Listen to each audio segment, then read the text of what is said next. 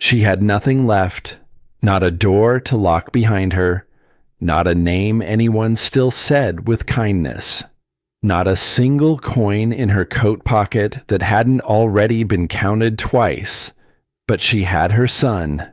And on that gray winter morning, that was the only thing Clara Weston was holding on to. They sat together on a wooden bench near the edge of the waterfront, the kind of bench that belonged to everyone and no one, worn smooth by years of strangers passing through.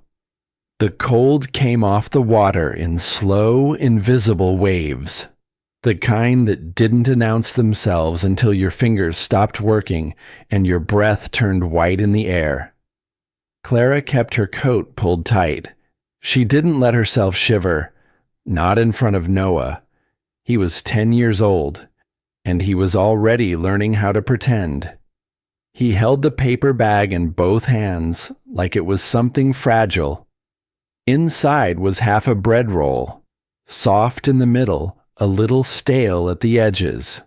The woman at the shelter had pressed it into his hands that morning without looking either of them in the eye. Noah had carried it the whole way to the bench without opening it. Now he broke it carefully down the middle and held one half out to her. "I already ate," he said. Clara looked at him. His eyes were steady. Too steady for a 10-year-old boy on a cold morning with half a bread roll between them. She knew he was lying. Mothers always know. "You eat it, sweetheart," she said quietly. "I'm not that hungry." She almost said something. Instead, she reached over and gently pushed his hand back toward him. "Then save it for later." He nodded. He looked down at the bread. He didn't eat it right away, because he was still hoping she would change her mind. Around them, the waterfront moved on without them. Footsteps on wet pavement. Voices that belonged to people with somewhere to be.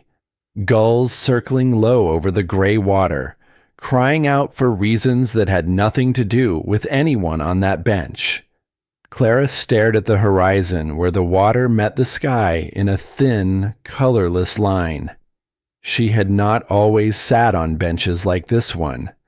There had been a time, not so long ago that she'd forgotten it, but long enough that it felt like another woman's life, when she had a classroom full of children who raised their hands when they wanted to speak, when she had a key on a hook by a door she came home to every evening, when she had believed in the quiet, ordinary way that most people believe, that if you worked hard and kept your promises and loved the people given to you, life would hold its shape. It hadn't. It had come apart the way things do, not all at once, not with one dramatic blow, but slowly, then faster, then suddenly, there was nothing left to hold. She wasn't going to think about that now. Now she was watching the water, keeping her breathing even, and making sure her son didn't see her hands shaking inside her coat pockets. Then Noah sat up straighter. "Mama," he said, "that man is looking at us." She followed his gaze. A man in a gray uniform was making his way along the waterfront path, turning his head from side to side as if looking for a street number that didn't exist out here. He held a small stack of envelopes in one hand and a folded paper in the other. He looked confused. Then he looked at them. He walked over. "Excuse me," he said. He glanced at his paper, then back at Clara. "Are you Clara Weston?" The question landed strangely. No one had said her full name in weeks. She nodded once. "I am." He held out an envelope, thick, cream-colored, the kind used for things that matter. Her name was typed on the front in clean, careful letters. Noah leaned in. "Who's it from?" Clara turned it over. In the upper corner was the name of a legal office. No city, no address she recognized. Just a name and a seal she didn't know. Her fingers were cold. She opened it anyway, Inside was a single page, dense, formal language at the top. Her eyes skipped through it, looking for something she could understand quickly, something that would tell her whether this was good news or the other kind. She found it in the third paragraph. She read it once, then again, then a third time, certain she had misread something. She hadn't. Noah was watching her face. "Mama, what does it say?" Clara lowered the letter slowly. The waterfront kept moving around them. The gulls kept calling. The cold kept coming off the water. "It says," she began, then stopped. She tried again. "There was a man named Edmund Weston. He passed away recently." She paused. "The letter says he was my grandfather." Noah blinked. "You have a grandfather?" "I had one." She hadn't known it until 30 seconds ago. "I never met him." Noah was quiet for a moment, working through this. "What does the letter want?" Clara looked back down at the page, at the line she'd read 3 times already. The line that still didn't make any sense in the context of a bench, a cold morning, half a bread roll, and a woman with nothing in her pockets. "He left me something," she said. "What kind of something?" She turned the letter so he could see the last line, watched his eyes move across it, watched them go wide. "Mama," he whispered, "is that an island?" "That's what it says." "A real island." "That's what it says, Noah." He looked up at her.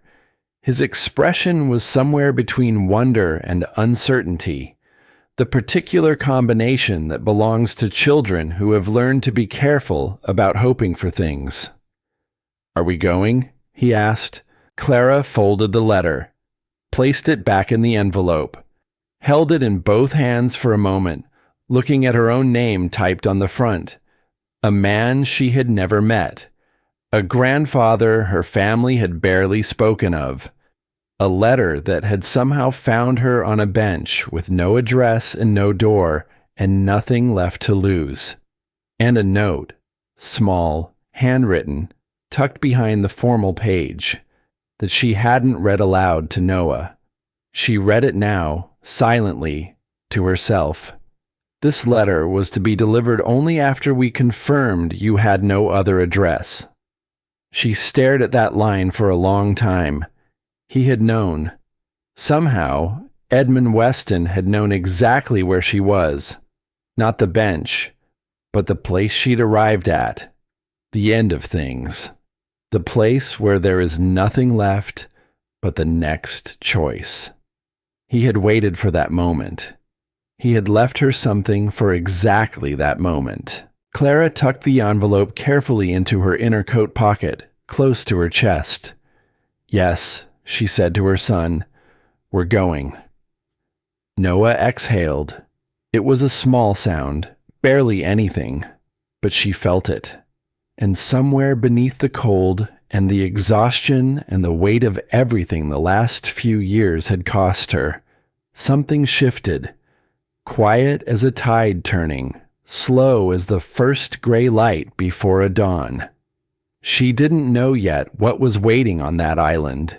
She didn't know about the hatch beneath the floorboards, or the tin box, or the 30 years of secrets a dead man had been keeping safe for her. She didn't know that the letter in her pocket was only the beginning. Some things were never meant to stay buried, and neither was she. The ferry was smaller than Clara had imagined. It sat low in the water, its paint the color of old bone, its engine making a sound like something that had been running too long without rest. Captain Oren was already on board when they arrived at the dock. A broad-shouldered man with white hair cut close to his head and a face that had been weathered by too many years of open water to show much expression about anything.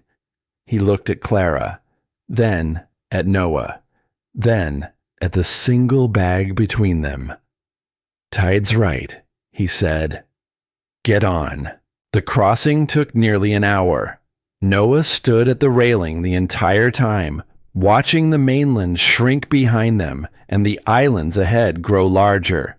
Dark shapes rising from the gray water like the backs of sleeping animals. Clara sat inside the small cabin with the envelope pressed against her chest and watched her son through the salt-streaked window. He looked like someone who had just remembered how to breathe. Captain Oren appeared in the doorway at some point during the crossing, a thermos in one hand, and the particular silence of a man who has something to say but is still deciding whether to say it. He poured coffee into a chipped mug and set it on the bench beside her without asking. "Edmund Weston," he said. Not a question, just the name, placed in the air between them. "You knew him," Clara said. "Knew of him? Same thing out here." He looked at the water. "Came in for supplies once a month. Never more than what he needed. Never less." He paused. "Quiet man. The kind of quiet that means something." "What kind of quiet means something?" He looked at her directly for the first time, his eyes the pale, steady color of winter sky. "The kind that comes from protecting something." Then he went back to the wheelhouse and said nothing else for the rest of the crossing. Clara sat with the coffee going cold in her hands and thought about what it meant to protect something for 30 years in silence. The island rose from the water gradually, the way the best things reveal themselves, slowly, then, all at once, dense forest covering most of the land, dark green against the gray sky, a narrow rocky shoreline, a small inlet with a weathered wooden pier extending out over the water, and there, half hidden behind the tree line, the shape of a cabin. Noah spotted it before she did. "There's a house," he said. "That's ours," Clara said. The words felt strange in her mouth, but they didn't feel wrong. The pier creaked under their feet as they stepped off the ferry, old but solid, the kind of solid that comes from good building rather than luck. Captain Oren tied the boat and carried their bag to the end of the dock without being asked, then stood back with his hands in his pockets. "I'll come back in 3 days," he said, "unless you signal before then." "What do we signal with?" He reached into his coat and produced a small handheld radio, already set to a channel, and handed it to her. "You probably won't need it," he said. He didn't look certain of that. The path from the pier to the cabin was narrow and overgrown at the edges, but clear in the middle, as if someone had walked it recently. The air smelled of pine and cold salt, and something underneath both of those things that Clara couldn't name. Something old and still and waiting. Noah walked ahead of her on the path, turning his head at every sound. The island was not silent. Birds moved in the branches overhead. Water ran somewhere in the distance. The wind came through the trees in low, searching sighs.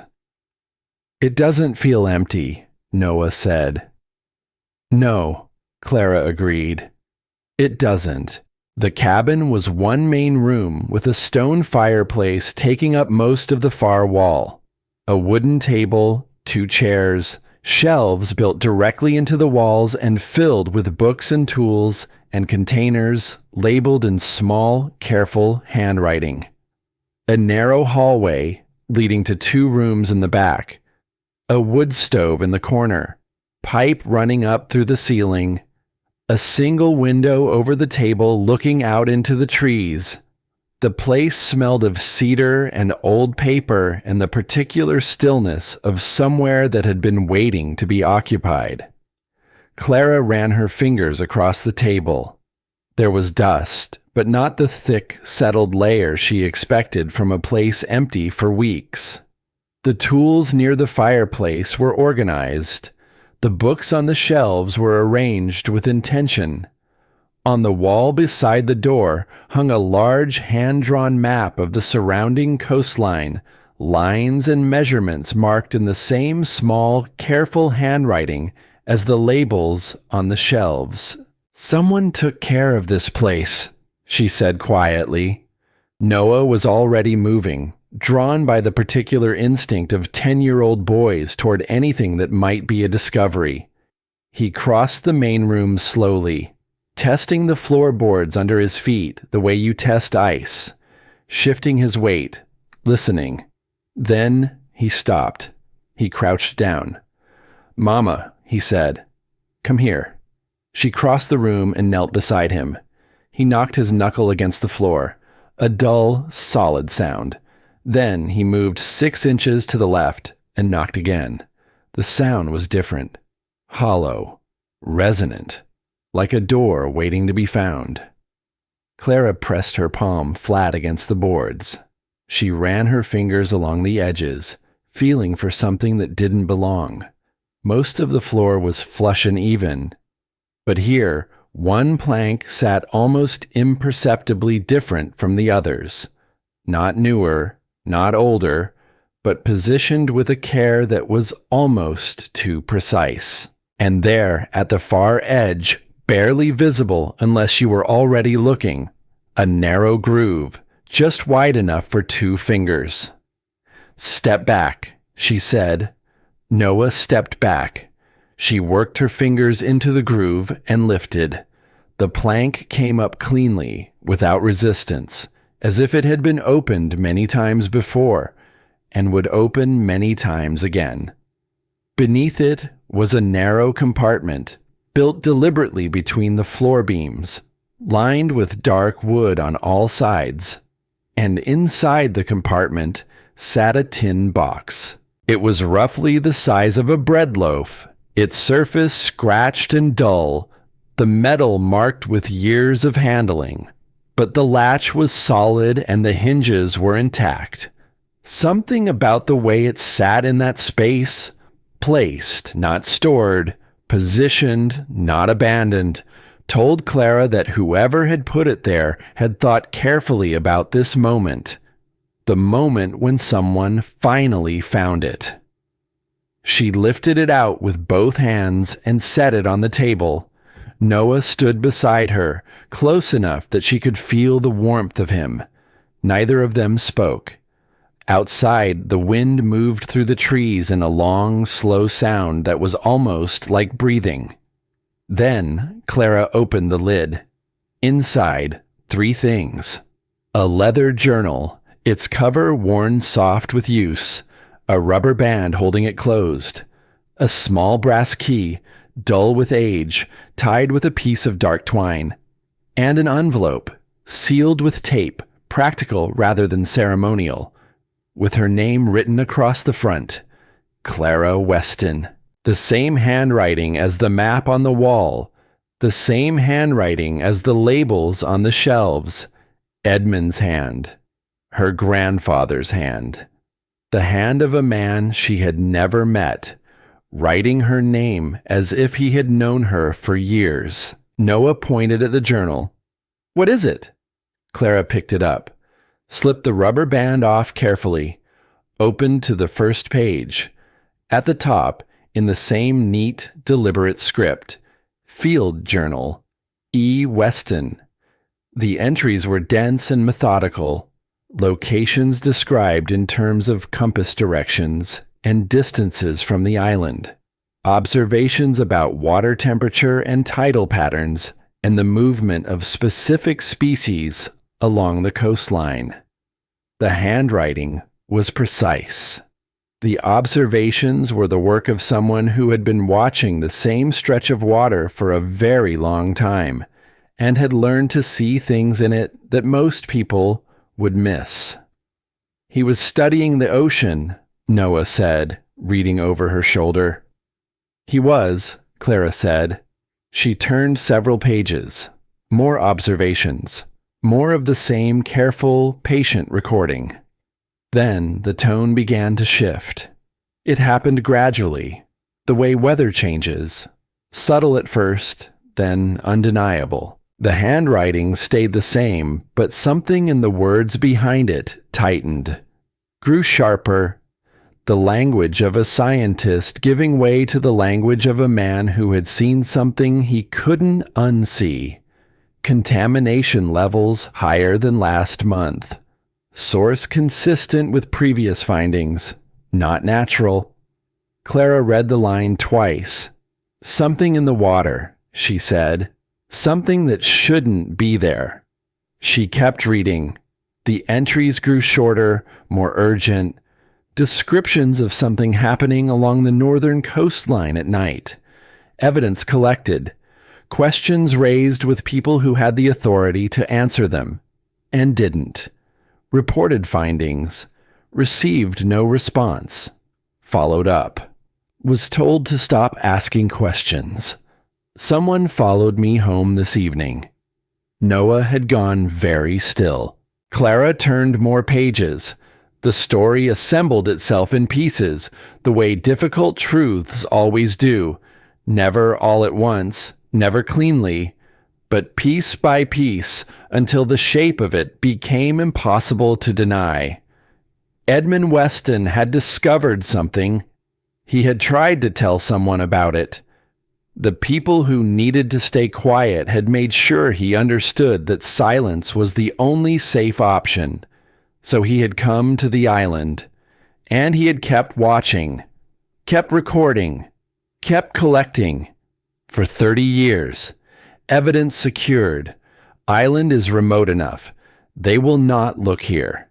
Clara closed the journal. The room felt different now, smaller, more significant. She looked at the shelves, at the containers lined up in careful rows, at the map on the wall, and she understood that this cabin had never been simply a home. It had been a vault. She picked up the envelope, her name on the front, his handwriting. She opened it. The letter inside was 2 pages, written front and back in the same careful hand as the journal. She read the opening silently first, then went back and read it aloud, softly, more for herself than for Noah.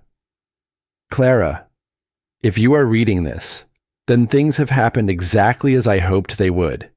You have found the island. You have found the box. And you are still standing, which means everything I believed about you was right.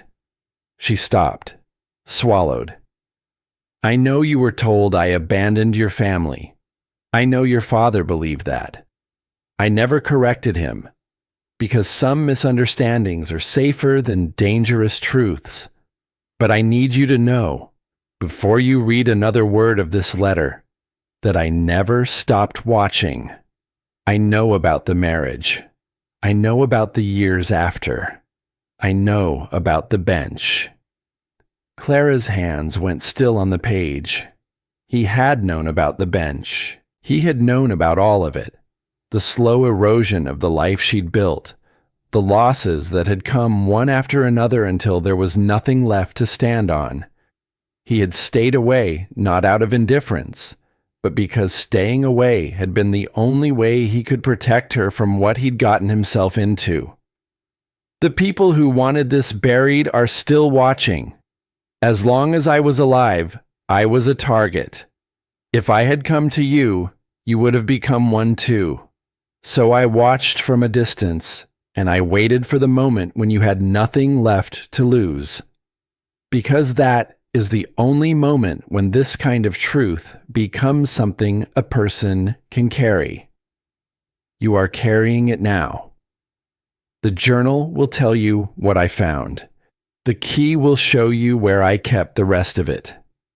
And the letter from your father, which you have not yet found, will tell you the part of this story that I could never bring myself to write.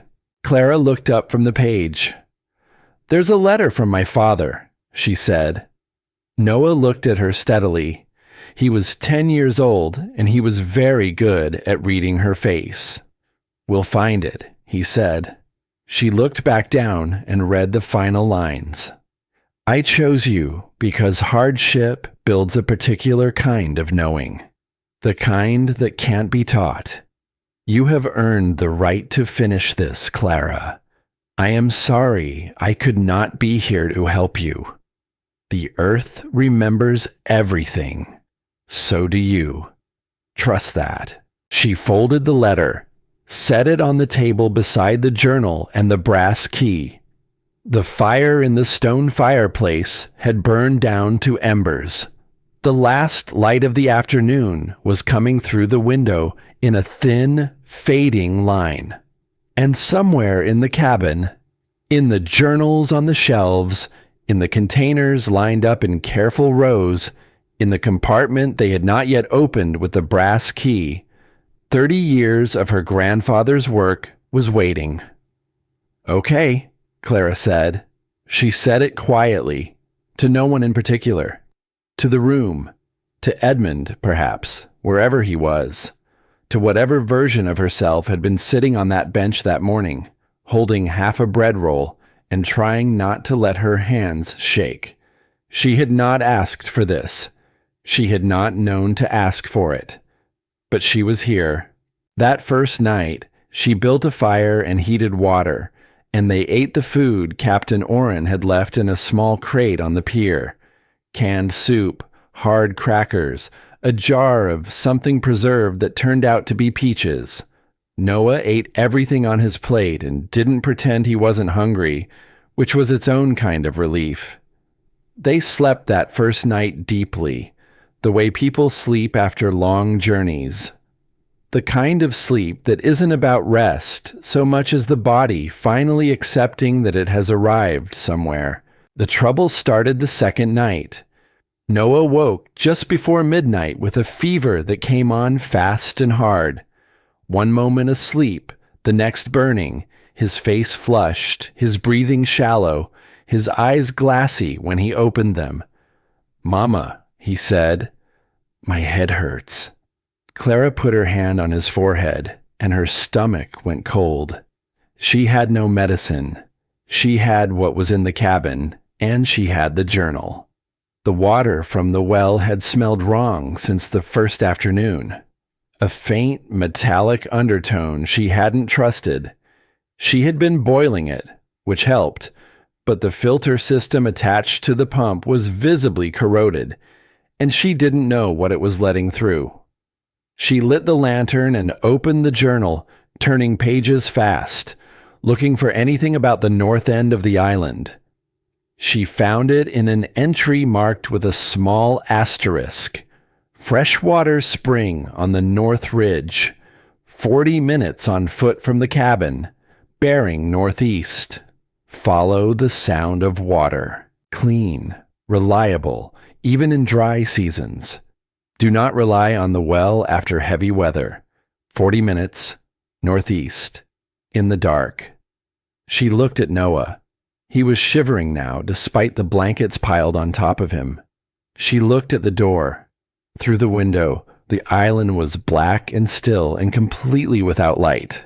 She went. She took the lantern and the compass she found hanging beside the door, and she left Noah under every blanket in the cabin with the fire built up as high as it would safely go.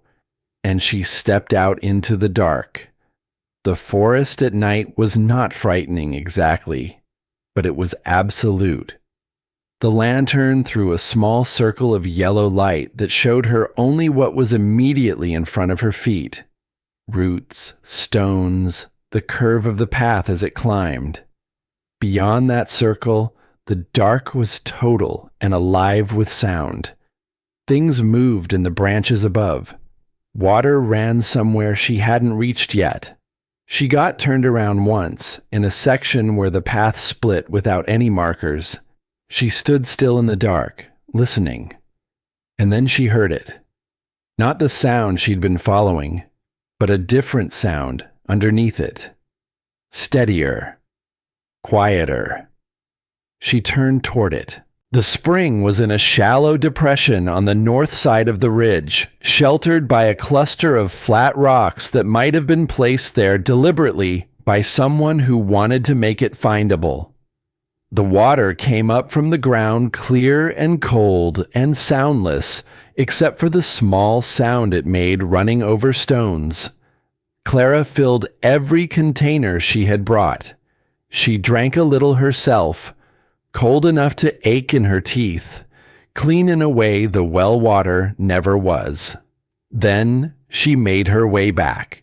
By the time she reached the cabin again, her feet were wet and her hands were shaking from the cold. She didn't think about any of that. She boiled the water. She got Noah to drink. She sat on the edge of his bed and put her hand on his forehead every 20 minutes. By the time the first gray light of morning came through the window, his fever had broken. He opened his eyes and looked at her.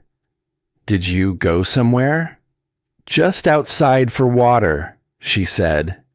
He looked at her for a moment. Her damp clothes, her exhausted face, the dark circles that had settled under her eyes overnight. "Thank you, Mama," he said. She smoothed his hair back from his forehead. "Go back to sleep." He did. She didn't. She sat at the table with Edmund's journal open in front of her, and she began to read in earnest. Not skimming, not searching. Reading slowly, carefully, the way you read something when you understand that every word in it was written at a cost. Over the days that followed, the island became something different from what it had been when they arrived. Clara fixed the water filtration system using parts she found in a wooden box behind the wood stove, following a diagram Edmund had sketched on the inside back cover of the journal. She learned the path to the spring well enough to walk it in any light. She found the fishing line and the hooks in the back room, and on the fourth day, she sat on a flat rock in the weak afternoon sun and caught 2 fish large enough to matter. Noah sat beside her, watching. "How'd you know where to go?" he asked. "Your great-grandfather told me," she said. "In the journal." Noah was quiet for a moment. Then, "He was like a teacher." "Yes," Clara said.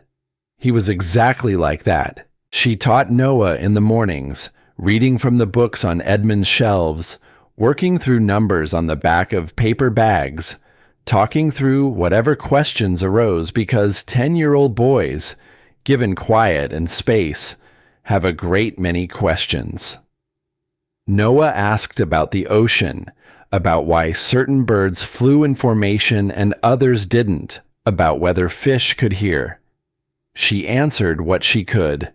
When she couldn't answer, she pointed him toward Edmund's journals, and he learned that looking for an answer and finding it were 2 separate satisfactions, each worth having. The days found their shape. Mornings were for learning. Middays were for the practical work of the island, the water, the fishing line, the woodpile, the slow business of making a place livable. Evenings were for the fire and the journals and the particular kind of quiet that a cabin makes when it is warm inside and dark outside, and the people in it have enough to eat and are tired in the right way. Clara had not felt that particular quiet in longer than she could easily measure. She was careful not to trust it too much, but she was also careful to notice it, because Edmund had spent 30 years on this island teaching himself to notice things, and she was beginning to understand that noticing was not a small skill.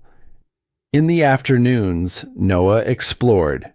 It was on one of those afternoons, the 5th or 6th day, that he found the dog. Clara was at the table when she heard his footsteps come down the hall, slower than usual, more careful. She knew that rhythm. It was the rhythm of a child who has found something and is trying to figure out the best angle of approach. She didn't look up from the journal. "Don't say no yet," Noah said. She looked up. He was standing in the doorway holding the smallest, oldest, most battered-looking dog she had ever seen. A medium-sized animal of indeterminate breed, with fur the color of old straw, ribs visible along its sides, and a face that had the particular expression of an animal that had stopped expecting things to go well, but hadn't quite given up on the idea entirely. "He was down by the southern rocks," Noah said. "Just sitting there. He came right to me." Noah. "He's been here a while, I think, on his own." He paused. He was left behind. Clara looked at the dog. The dog looked back at her with those quiet, uncertain eyes. The dog sat down carefully, as if making itself smaller might help its case. It didn't wag its tail. It didn't perform. It just sat there and waited, with the patience of something that had learned that patience was all it had. "Fine," Clara said. "But he sleeps by the door." He didn't sleep by the door. He slept pressed against Noah's feet, and by the second night he had moved up to the foot of the bed, and by the third night Noah had named him Scout, and Clara had stopped pretending she wanted it any other way. Scout earned his place quickly. The first sign was the growling, a low, steady sound he made the third night, directed at the window that faced the water. Clara got up and looked out and saw nothing but dark. But in the morning, there were footprints in the soft ground near the pier that didn't belong to either of them. She didn't tell Noah.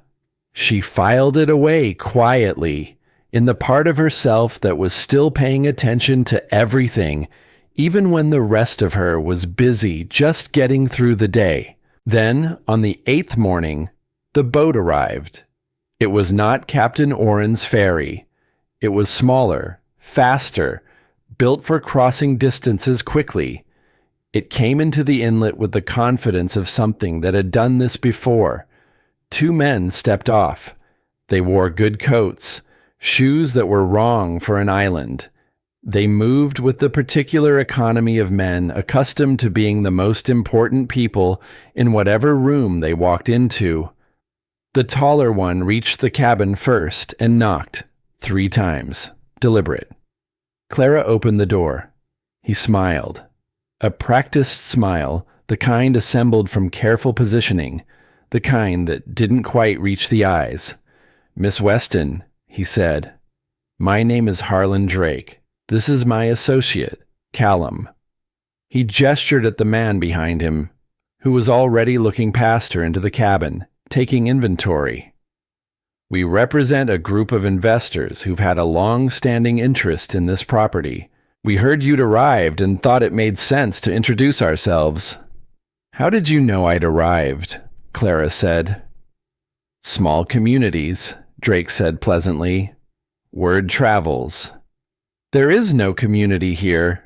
There's an island. We'd like to make you an offer," Drake continued. "A generous one. This island is remote, difficult to maintain. The infrastructure is aging, and frankly, for someone in your situation—" He paused just long enough to let the phrase do its work. "A sale would represent a significant change in the circumstances." He produced a folded paper from his coat pocket and held it out. Clara took it, opened it. The number was large, larger than she had expected, large enough that for exactly 3 seconds, a version of herself she didn't like very much began quietly calculating. Then she folded it and handed it back. "No thank you," she said. Drake blinked once. The smile adjusted. "I just arrived," Clara said. "I haven't seen the whole island yet. I'm not selling something I haven't seen." Callum, who had not spoken, moved slowly to the window, the one facing east, facing toward the hatch and the tin box and 30 years of evidence sitting under the table inside. He stood there a moment, looking in. Then he turned back to Clara. "You should know," he said quietly, "that some things buried on properties like this one have a way of complicating ownership.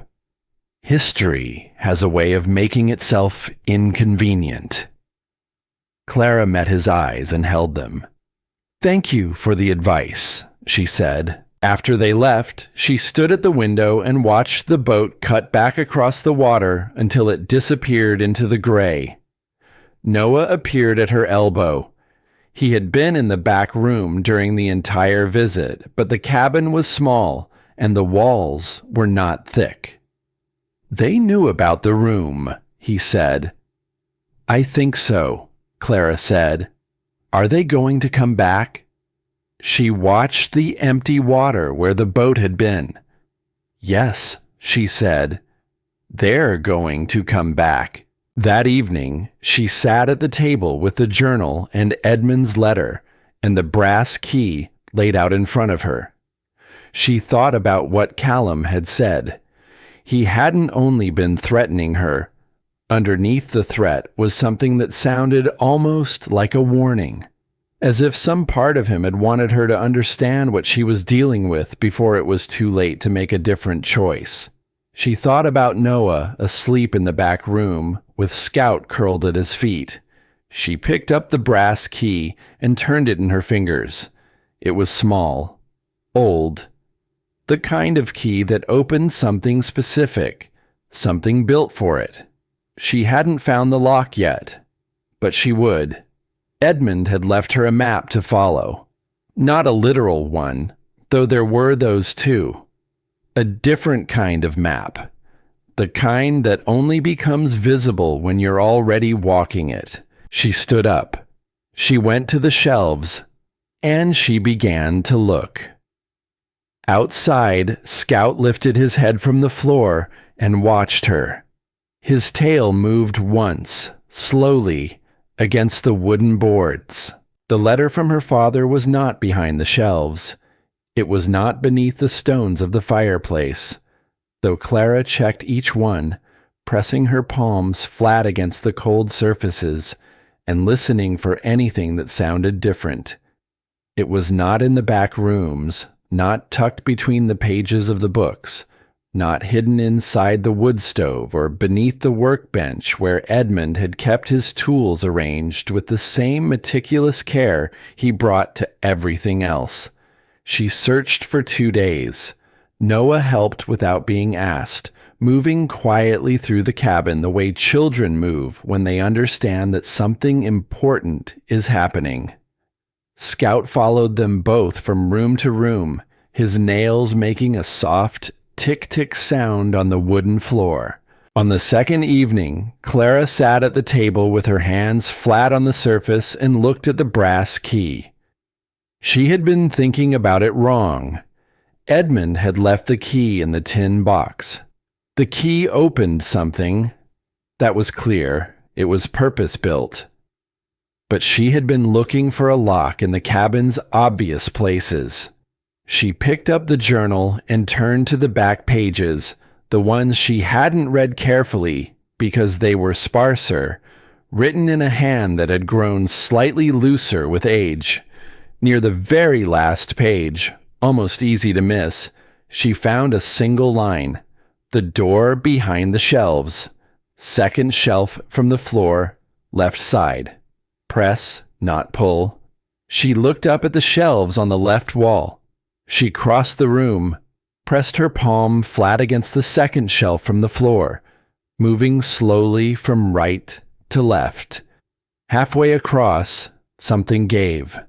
A slight depression in the wood, sanded smooth and painted over, invisible unless you were already looking. She pressed it again. A soft click, and a section of the shelf moved sideways, revealing a gap in the wall behind it. And in the gap, a narrow door. Old wood, dark with age, fitted so precisely into the wall that it would have been invisible even to someone who knew where to look.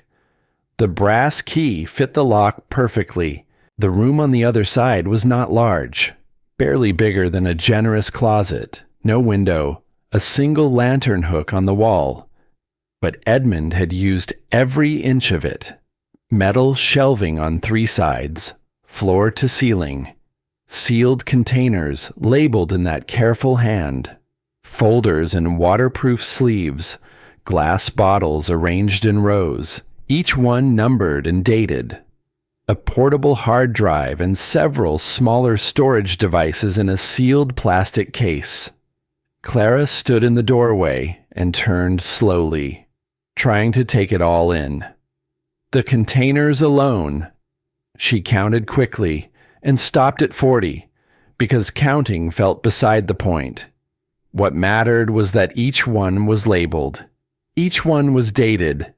Each one had been placed here with intention, with the understanding that someone would eventually stand where she was standing and need to be able to find things quickly. Edmund had thought about this moment. He had prepared for it. He had organized not for his own use. He had known this material by heart, had spent years with it, but for whoever came after, for her. She thought about him standing in this same room, building these shelves with his own hands, placing each container in its designated spot, making sure the labels were legible, making sure nothing was ambiguous.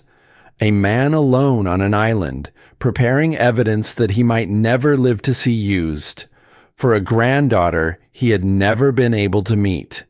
That kind of faith in the future was almost impossible to comprehend, but she was standing inside the physical evidence of it, and on the lowest shelf, set apart from everything else, a flat wooden box about the size of a large book.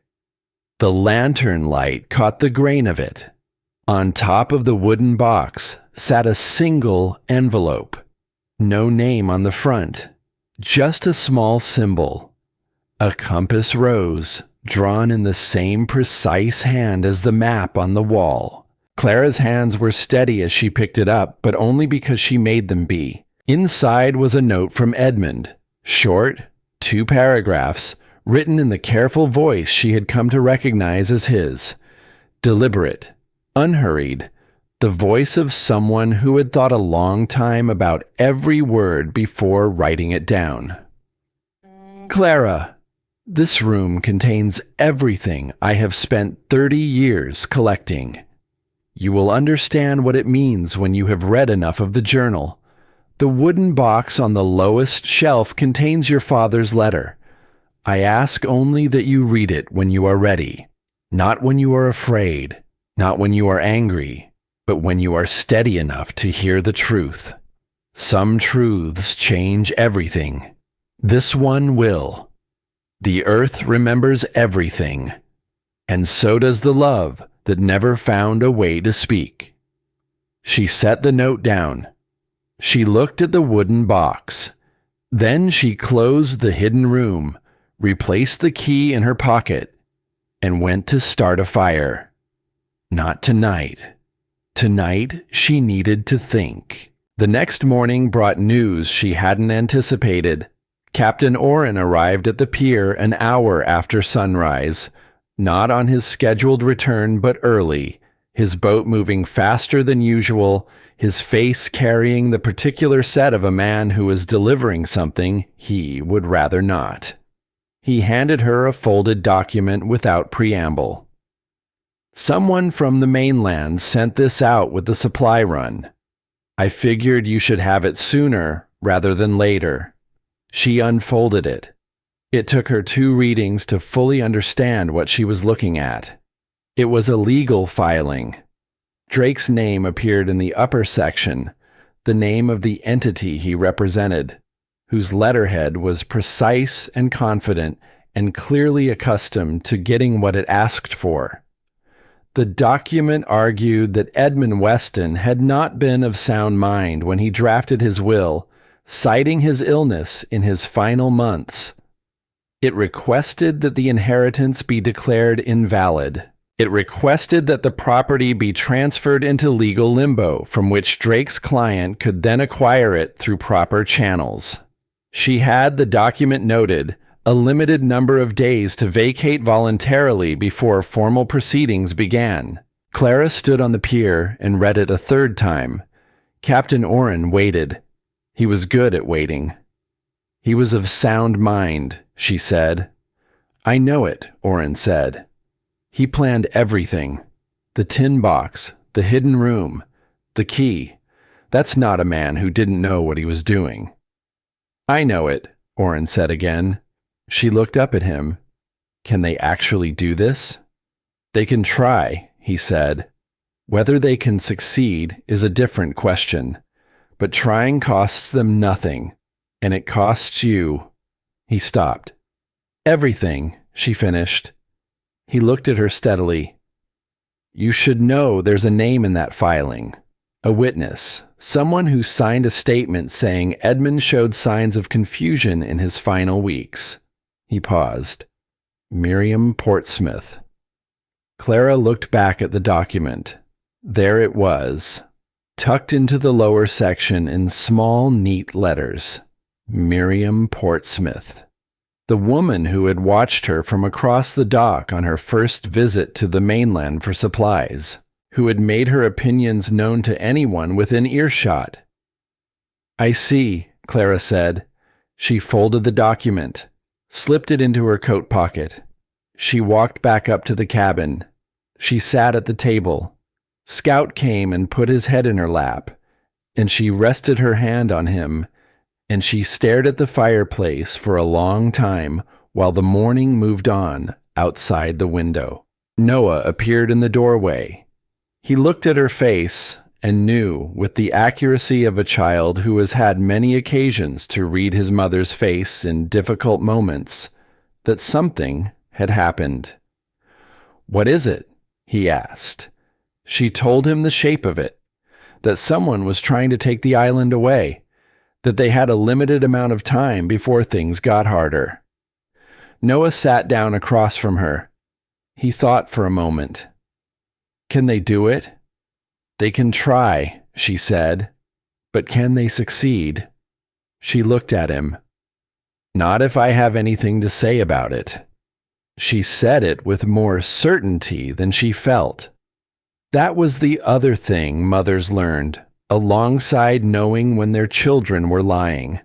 The particular art of sounding more certain than you were, so that the child in front of you did not have to carry what you were carrying. That night, after Noah was asleep and Scout had settled at the foot of his bed, Clara sat alone at the table for a long time before she went to the hidden room. She sat with the fire going down. She sat with the document in front of her, Miriam Portsmouth's signature visible in the lamplight.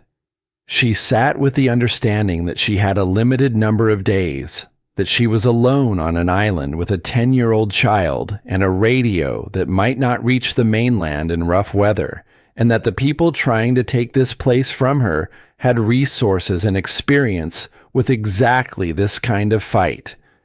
She thought about the bench. She thought about the night she had understood, finally and completely, that the life she had built was gone. Not damaged, gone. She remembered the particular weightlessness of having nothing left to protect. When everything is gone, there is a terrible freedom in it. No more calculations, no more strategies. Just the next morning, and the one after that. She had survived that night. She had survived every morning after it. She picked up Edmund's letter, read the line she kept returning to, the kind that gets up in the morning even when there is no particular reason to. She set the letter down. Then she went back to the hidden room. She sat on the floor in front of the lowest shelf. She picked up the wooden box. She opened it. Her father's letter was longer than she expected.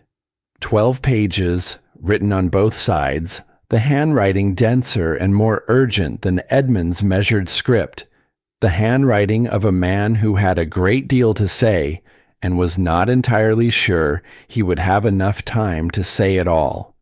She read it the way you read something that is going to change you, slowly, without skipping anything, without looking ahead to see how it ends. Her father had been a young man when he first encountered Edmund's research. He had come across some of the early documentation through work. He didn't say exactly what work, and she understood that he was being careful even in this private letter.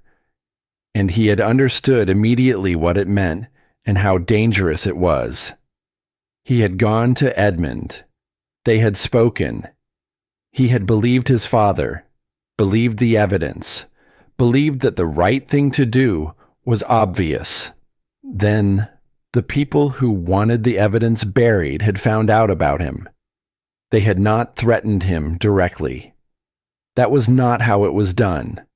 They had made it clear, through channels that could not be traced, that his continued involvement in his father's activities would have consequences.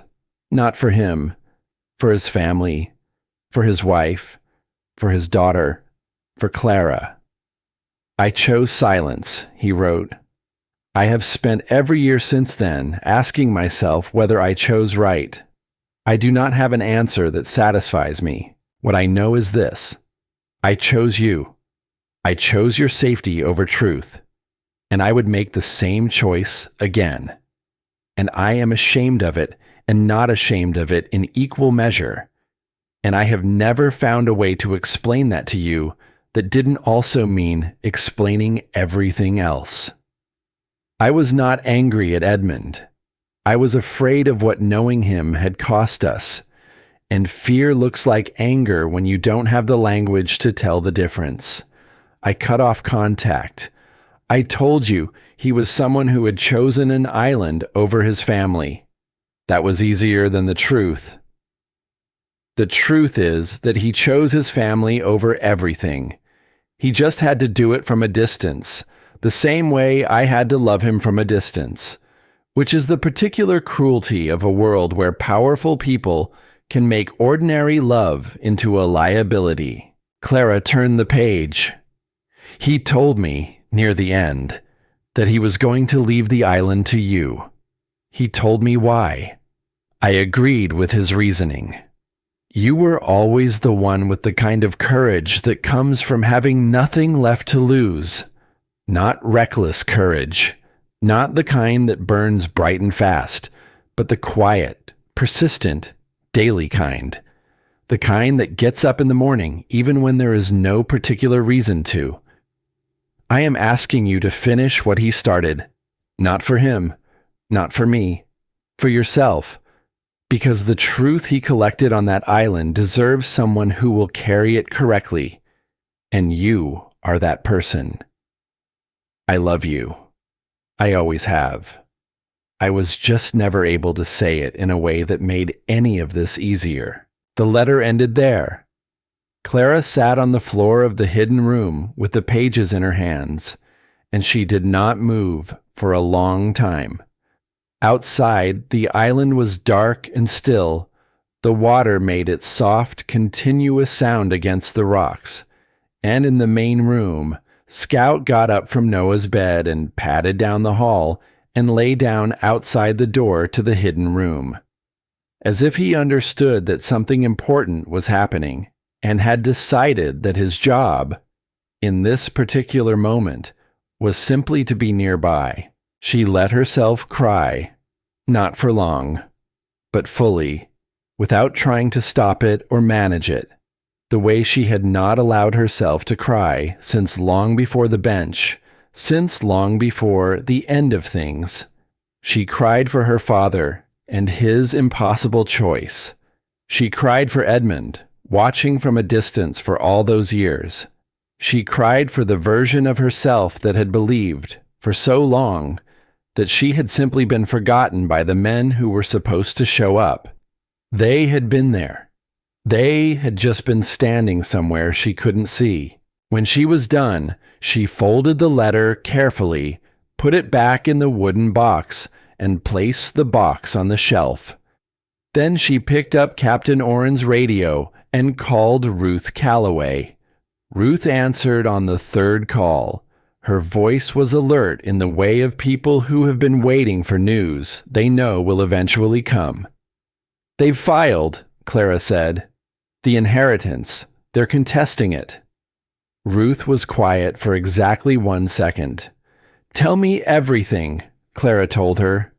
The document, the timeline, Miriam Portsmouth's name in the filing, the hidden room, the shelves, the 30 years of evidence inside containers on metal shelving, the hard drives, the glass bottles with their dates and labels. Ruth listened without interrupting. When Clara finished, Ruth said, "I need to come to the island." "I know." "Clara." A pause. "What's in those containers? If it's what Edmund told me he had, years ago, before he went quiet, it's more than enough. It's been more than enough for years. The only thing it ever needed was someone willing to stand behind it." "I know," Clara said again. "Are you?" The hidden room was small and cold and smelled of old wood and 30 years of careful patience. Outside the door, Scout breathed quietly on the floor. "Yes," Clara said. She slept a few hours before morning. When she woke, Noah was already up, sitting at the table with Edmund's journal open in front of him, his finger tracing the lines of text the way children trace maps. He looked up when she came in. "Mom, did you know he counted the same fish for 12 years? The same kind, in the same spot, every season, to see if the numbers changed." "I didn't know that," she said. "They did change," Noah said. "They went down. Every year, a little more." Clara poured water into the kettle and set it on the stove. "That's what he was proving," she said, "that things were getting worse, and that it wasn't happening by accident." Noah thought about this. Did anyone listen? "Not yet," Clara said. "But they're going to." 2 days later, the sky changed. Clara noticed it in the afternoon. A shift in the quality of the light above the clouds, turning the air a flat, yellowish gray. The kind of color that doesn't appear in normal weather. The kind that shows up in old paintings of storms before anyone understood enough about storms to paint them accurately. Scout noticed it before she did. He had been restless since morning, unable to settle, moving from the front door to the back window to the front door again in a slow, continuous loop, his nose working at something in the air that Clara couldn't smell. She went outside and stood on the small porch that faced the water. The ocean looked wrong. The surface had taken on a particular flatness, the kind that happens when the water is organizing itself below the surface for something large. The waves were smaller than usual, but somehow heavier. And the birds were gone. The gulls that had been a constant presence since their first morning, circling and calling, had vanished without transition. She went back inside and picked up the radio. Captain Oren answered quickly, as if he'd been holding it already. "I see it," he said before she could speak. "Is it?" "Yes." His voice was level, the level of someone being careful not to alarm. "It's moving faster than expected. You should secure the cabin. Everything you need to keep dry, get it off the floor. Fill every container you have with fresh water from the spring before it hits, because the well will flood." "How long?" 6 hours, maybe 8. A pause. "I can't come out to get you, Clara. Not in what's coming. You're safer on the island than on the water right now. The cabin has stood through worse than this." "Has it?" "Edmund built it to last," Oren said. "He knew what this coastline could do. Trust the structure." She spent the next 3 hours preparing, moving everything of value off the floor, sealing the containers in the hidden room, filling every pot and bottle and jar with spring water. Noah helped in focused silence. Scout stayed close to Noah's legs the entire time, tail low, eyes watching. She had just finished pushing the last water container into the back room when the knock came at the door. Not Captain Oren's knock. Too light. Too uncertain. She opened it. Callum stood on the porch. He was alone, wet already from the spray off the water, his coat dark with moisture across the shoulders. He looked like a man who had been about to leave and had then thought better of it.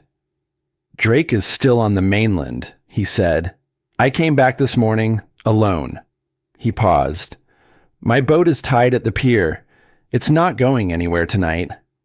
Clara looked at him. "You knew the storm was coming," she said, "before you tied up." Something shifted in his face. Not guilt, exactly. Something more complicated than guilt. "Yes," he said. "So you chose to stay." He looked past her into the cabin, at Noah, who had appeared in the hallway with Scout at his heels, and then he looked back at Clara. "I'm not asking to be forgiven," he said. "I'm asking to not be outside when it hits." Clara looked at him for a long moment. He met her gaze and didn't flinch from it, which told her something. A man who had nothing in him worth saving would have looked away. She stepped aside. "Come in," she said. "Get dry." The storm arrived in stages, the way the worst things do. First the wind, before any rain. A low, searching sound that moved through the trees with a kind of intention, not howling, but something that might become howling once it had room to build. The temperature dropped sharply in the hour before the rain came, the kind of drop you feel in your chest before you feel it on your skin. Then the rain. It came sideways. Not falling but driving, hurled against the windows with a force that made the glass rattle in its frames. The sound of it against the roof was not rain sound, but something more aggressive. A continuous percussion that pressed against the walls and found every small gap in the structure and came in as a cold mist where it couldn't come in as water. But the walls held. The fire held. Clara had built it up as high as it would safely go before the storm arrived, and the stone fireplace radiated heat in a steady circle that kept the main room warm even as the temperature outside continued to fall. The lanterns were lit. The tin box and Edmund's journals were in the hidden room, sealed and safe. In the main room, 3 people and 1 dog waited out something they had no control over. Noah sat at the table across from Callum, the lantern between them, a deck of cards in his hands. He had found the cards on Edmund's shelf, old and worn, shuffled many thousands of times by someone who had lived a long time alone and needed something to do with his hands in the evenings. "Do you know how to play?" Noah asked Callum.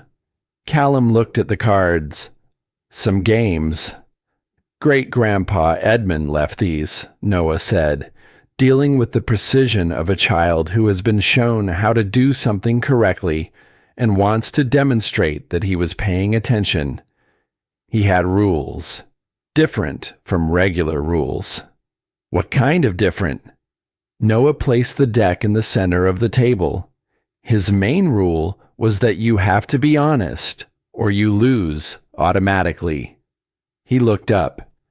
He said the only way to win the real game was to play the whole thing straight. Callum was quiet for a moment. "That's an unusual rule." "He was an unusual man," Noah said. "Mom told me. Deal?"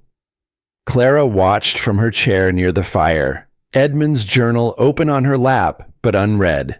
She was watching Callum pick up his cards, watching the way his face changed briefly in the lantern light, the way something in him adjusted itself to the room it was in, to the child across the table, to the particular version of honesty that Edmund's rules required. Around the middle of the night, Noah's forehead went warm again under Clara's hand. Not as bad as the first time, but enough. She went to the shelves. She had the medical kit Edmund kept in a sealed container. But the specific herbs Edmund's journal mentioned, the ones most effective for bringing down fever in cold and damp conditions, Those were outside. On the east side of the island, in the narrow shelter of the rock formation he'd marked on his coastal map. She looked at the door. The wind had not eased. She could hear it working against the eaves, testing the joins between the walls and the roof, finding what it could find. Then Callum set his cards down. He had been watching her measure the distance between where she was and where she needed to go. "I know where the east outcropping is," he said. Clara looked at him. "I've been to this island before," he said, "more than once, before any of this." He paused. "Edmund knew I came. He never said anything to me about it, but he knew." Another pause. "He used to leave the lantern on when he saw the boat coming. I thought he was just being practical. Later, I understood he was letting me know he didn't mind." "Why did you come?" Clara asked. Callum looked at his hands. "To see if I could talk myself out of what I was doing. It didn't work, but I kept coming anyway." The fire made its soft sound in the grate. Noah breathed in the back room. A little too fast, a little too warm. "Show me where," Clara said. They went together. The wind hit them the moment they stepped off the porch. A physical force, full and direct, the kind that doesn't push you so much as reorganize everything you thought you knew about your relationship to the ground. Clara put her head down and moved. Callum led, because he knew the way, and this was not a night for exploration. The east outcropping was a cluster of flat rocks sheltered on three sides by the cliff face behind them, creating a small pocket of relatively still air in the larger chaos of the storm. Edmund had noted it in the journal as a place where certain plants grew undisturbed regardless of weather, protected by the rock, resilient in the particular way of things that have found exactly the right conditions and stayed there. The plants were there. Clara harvested what she needed by lantern light, her hands working quickly, her knees on the wet rock, the storm pressing against her back and the cliff face pressing against her front. On the way back, Callum didn't say anything. Neither did she. There are moments that don't need words. Moments that are simply about two people moving through something difficult in the same direction. They were back in the cabin within the hour. She made the tea the way Edmund's journal described. She sat with Noah while he drank it, her hand on his back, humming something very softly. A tune she hadn't thought about in years. Something her mother had hummed to her in the version of her childhood that existed before the difficult years. Noah's breathing steadied. His forehead cooled.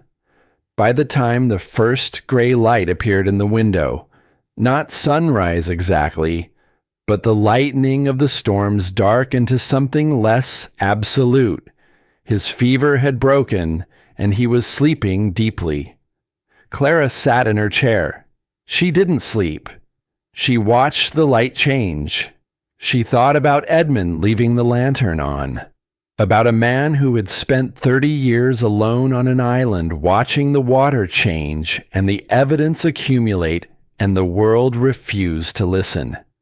And who had still, when a boat appeared in the inlet, turned the light on. Not because he trusted whoever was in the boat, but because he refused to stop being the kind of person who left the light on. The morning after the storm arrived quietly, not with sunshine. The sky was still the color of old pewter, low and close, the kind of sky that has spent itself and is now simply resting. But the wind had dropped to something bearable, and the rain had become a soft, directionless mist that settled on everything without urgency. The trees on the north side of the island stood at odd angles where the night had pushed them, and the pier had lost 2 planks at its far end, and the ground between the cabin and the water was scored with channels where the runoff had found its way downhill. But the cabin stood. Clara stood on the porch in the early morning quiet and looked at the water. It was still rough. Dark swells moving through the inlet with a restless energy, the memory of last night's force still working through the system. But the violence was gone. What remained was aftermath, the particular stillness of a world that has been shaken and is now remembering how to hold its shape. She heard the door behind her and turned. Callum stood in the doorway. He had slept at the table, and it showed. His coat was creased, his face carrying the particular blankness of someone who has woken in an unfamiliar place and is taking a moment to remember how they got there. He looked at the water, then at her. "The boy?" he asked. "Sleeping," she said. "Fever's gone." He nodded. He came out onto the porch and stood a few feet away, and they looked at the water together in a silence that was not comfortable, but was not hostile either. The silence of two people who have been through something together without choosing to, and are now figuring out what that means. "Drake will come when the water calms," he said. "I know. He'll have more people with him this time." "I know that too." Callum was quiet for a moment. "He told me when we came out the first time that the island was worth considerably more than the offer he made you. That the offer was a starting point, not a ceiling." He paused. "He also told me that if the inheritance challenge succeeded, the property would revert to open acquisition, and that his client had already arranged the necessary connections to make that acquisition straightforward." Clara looked at him. "Why are you telling me this?" He didn't answer immediately. He looked at his hands, resting on the porch railing, the hands of a man who had spent his career doing careful, useful work in service of things he had gradually stopped examining. "Because I sat at that table last night," he said, "and a 10-year-old boy told me the rules of a card game that a man spent 30 years alone on an island working out. And the main rule was that you have to play it straight." He stopped. "And I realized I haven't played anything straight in a very long time." Clara studied his profile, the set of his jaw, the way he was looking at the water with the expression of someone making a calculation that involves more than numbers. "What will it cost you," she asked, "if you help me?" He considered this seriously, which she appreciated. He didn't dismiss the question or offer a reassurance that would have been hollow. "My position with Drake," he said. "Probably my position in the industry. Once word gets around, people who do what he does don't have short memories." "And in exchange?" "Nothing," he said. "I'm not negotiating." He looked at her directly for the first time that morning. "Edmund left the lantern on when he saw my boat. Every time, for years, even though I was working for the people trying to bury his work. He never said anything to me about what I was doing. He just left the light on." His voice was level, but something underneath it was not. "I've been thinking about that for a long time. I think I've finally figured out what it meant." Clara turned back to the water. "Ruth Calloway is coming, with everything in that room, and you as a witness. It might be enough." "It'll be enough," he said quietly. "I know what's in that room. I know what Edmund had. It's been enough for years. It just needed someone willing to carry it." Inside, Scout barked once, a short, declarative sound, and then they heard Noah's voice, still thick with sleep, saying something to the dog in the reassuring murmur children use with animals they trust completely. Clara almost smiled. "Come inside," she said to Callum. There's water on for tea." Noah appeared in the hallway looking considerably better than he had any right to. Color back in his face, eyes clear, moving with the energy of a child whose body has fought something and won. He stopped when he saw Callum still in the cabin. He looked at his mother. She gave him a small nod. The particular nod that means it's all right. I'll explain later. Trust me for now. He accepted it the way he accepted most things she told him without full explanation, with a faith that she was always careful not to waste. "Is there food?" he asked. "Edmund kept a good pantry," she said. "Go look." He went to look, Scout at his heels, and the sound of him opening tins and narrating his discoveries to the dog filled the cabin with the ordinary warmth of morning, which was exactly what the morning needed. Elias arrived 2 hours later.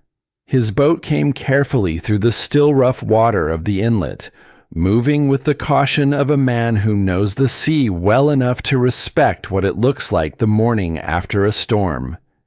He tied up at the pier and came up the path carrying a covered basket and wearing the expression of a man who has been worried about something all night and is relieved to find that the thing he was worried about is still standing. He stopped short when he saw Callum on the porch. His eyes went to Clara. She shook her head slightly. "Not now, I'll tell you." And he accepted this with the directness of someone who has learned that questions can wait when what matters is already visible. "You're all right," he said to her. "We're all right," she said. He looked at the cabin, at the water, at Noah who had appeared at the window. He exhaled, a long, slow breath that contained more than it released. "I brought what I could carry," he said. The island on the east side of the channel lost its main dock. Old Hartwell's place. He stopped. Something in his voice had changed. Clara went still. "What about Hartwell?" Elias set the basket down on the porch. He looked at it for a moment. He didn't make it through the night. His place was not well built. Not like this. He was alone. And there was no way to reach him before it hit. And he stopped again. By the time the water settled enough to get there, it was already too late. The porch was very quiet. Old Hartwell, the man who had signed his name to Drake's document, not out of malice, out of whatever combination of pressure and persuasion and small-town deference to confident men in good coats that leads ordinary people to put their names on things they don't fully understand. He had not been an enemy. He had been a man who had made a choice without knowing all of what that choice was connected to. And now he was gone. Clara sat down on the porch step. She sat there for a moment with that fact, with the weight of it, with the understanding that there was no version of what Drake had set in motion that could be considered a clean victory, because the ground it had been built on was the kind that cost people things, and not everyone who paid that cost had chosen to be part of it. Noah had come to the door. He was reading her face the way he always read her face. "Someone was hurt?" he asked softly. "Someone didn't make it through the storm," she said, "an old man who lived alone." Noah came out and sat beside her on the step. He didn't say anything. He just sat close, his shoulder against her arm, and that was enough. That was exactly right. Scout came and put his head on her knee. After a while, Elias sat on the other side of her, and the four of them, woman, boy, man, dog, sat on the porch steps and looked at the water in the aftermath quiet, and no one tried to make it into anything other than what it was. That evening, Ruth Calloway arrived.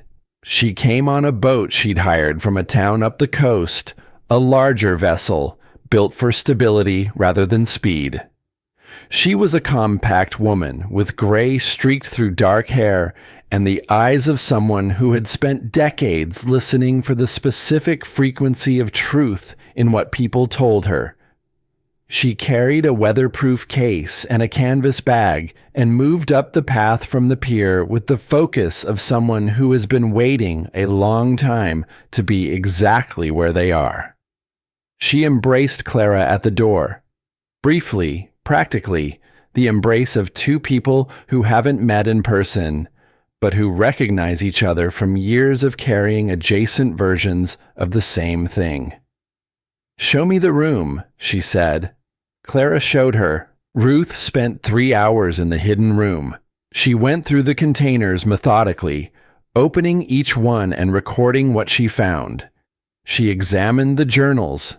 She connected the hard drive to a device she carried in her case, and she sat on the floor reading what was on it with the expression of someone encountering confirmation of something they had long suspected but had never been able to prove. At one point, she stopped. She held up a particular folder, her finger on a specific entry. "Clara, come look at this." Clara crossed to the doorway and looked. It was a single page of Edmund's handwriting, denser than his usual entries. The ink pressed harder into the paper as if he had been leaning on it.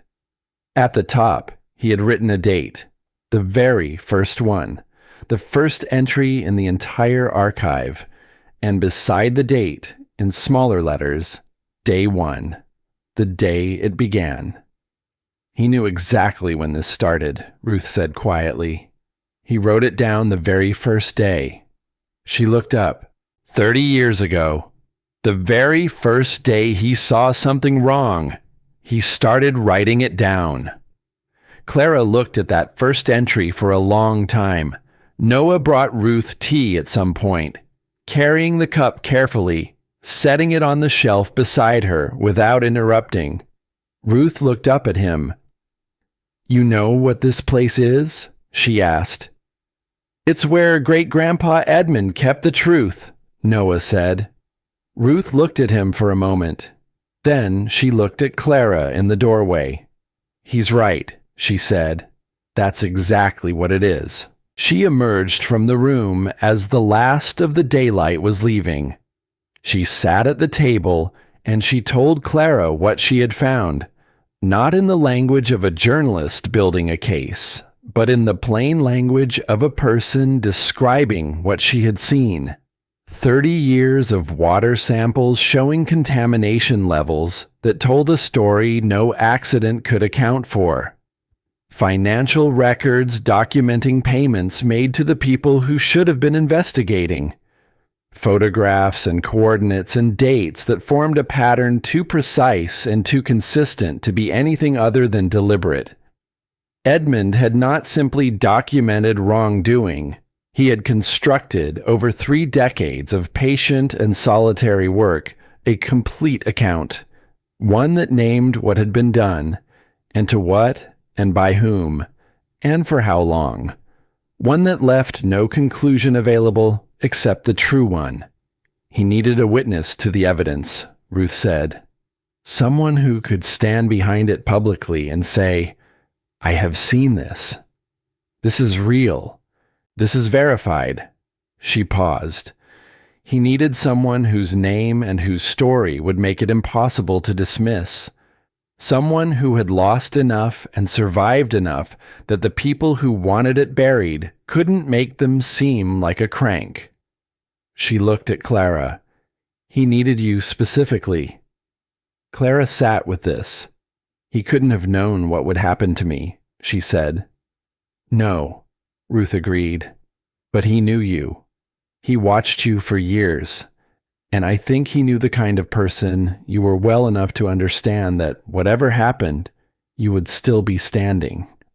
She paused. He was right. Callum, who had been sitting quietly at the far end of the table, set down his cup. "I can provide a signed statement, detailing what Drake's client asked me to do, what I know about their intentions, and what I observed on this island during my visits." He looked at Ruth. "I know it won't be comfortable." "No," she agreed. "It won't." "I know it anyway," he said. "Edmund left the lantern on. I think this is what that meant." Ruth looked at him for a long moment. Then she wrote something in her notebook and didn't comment further, which was its own kind of acceptance. That night, after Ruth had settled into the back room and Callum had made a bed of sorts near the fire, and Noah had fallen into the deep sleep of a body that has been through a great deal in a short time, Clara sat at the table with the lantern and Edmund's journal open to the last written page. She had read everything now. All of the journal, all of the letters, all of the careful 30-year record of one man's refusal to let a truth die because the people with power over it wanted it to.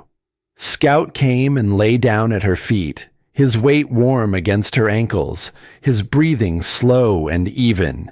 She reached down and rested her hand on his side, and he sighed, the long, settling sigh of an animal completely at ease, and didn't open his eyes. She thought about Edmund, sitting at this table in the evenings, building a fire, reading his own journal entries from years past, checking his work, making sure everything held together.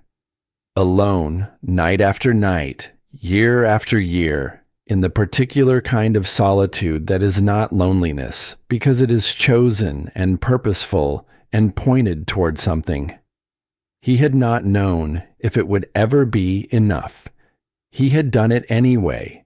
She thought about her father's letter, about the impossible choice he had made, and the way he had lived inside the consequences of it. Not bitterly, but soberly, knowing what he had traded and why, and refusing to pretend that the trade had been clean. She thought about Hartwell, who would not see the morning of whatever came next. She thought about the cabin, its solid walls, its careful construction, the way Edmund had built it to withstand what this coastline could do.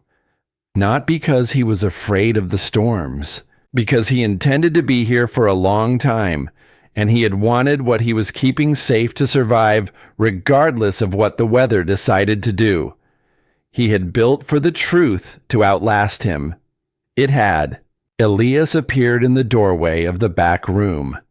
He had taken the floor there, refusing the offer of the makeshift bed near the fire, with the practicality of a man accustomed to sleeping wherever the work put him. He was carrying his own cup. He looked at her at the table, at the lantern, at Scout asleep at her feet. He came and sat across from her. He didn't ask how she was.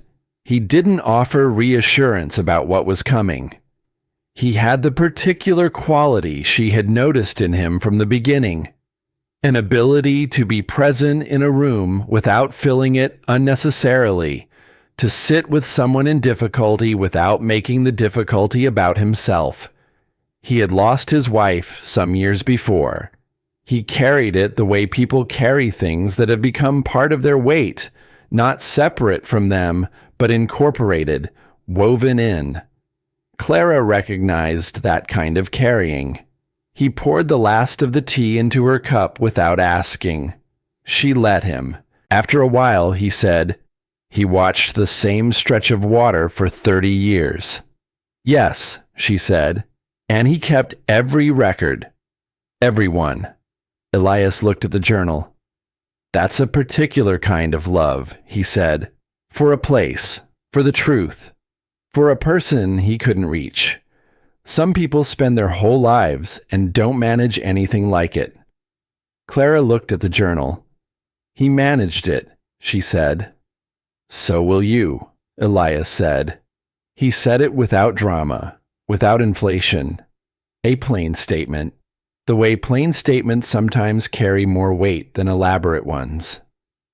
Clara looked at him across the lantern light, and something in her chest that had been braced since the morning on the bench, since before the bench, since long before, Shifted. Not released. Not gone. But shifted, the way ice shifts in late winter, the way you feel the season about to change before you can see it. She didn't say anything. Neither did he. Scout sighed in his sleep at their feet. Drake came 3 days after the storm. He came the way he always came, with the confidence of a man who has not yet been told no in a language he fully believes. His boat was larger this time, a second man aboard who carried a leather document case and wore the expression of someone hired specifically to make things feel official and final. The sky had cleared overnight, and the water was calm, and the island looked almost peaceful in the morning light. The kind of peaceful that has nothing to do with what is actually happening underneath it. Clara was standing on the porch when they docked. She had used the time well. Ruth had spent 2 full days working through the hidden room with the systematic attention of someone who has been waiting a long time to do exactly this. She had organized, documented, cross-referenced, and prepared. She had made copies of everything that could be copied. She had spoken at length with Callum, recording his account in the careful, thorough way of someone who understood that what he had to say would need to withstand scrutiny from people whose entire purpose was to find fault with it. And she had filed the first of what she told Clara would be several formal submissions to the relevant authorities, to the oversight bodies with jurisdiction to act on what Edmund had collected, and to the legal representatives who could respond to Drake's inheritance challenge with the evidence that the challenge was not only wrong, but was itself part of the pattern Edmund had spent 30 years documenting.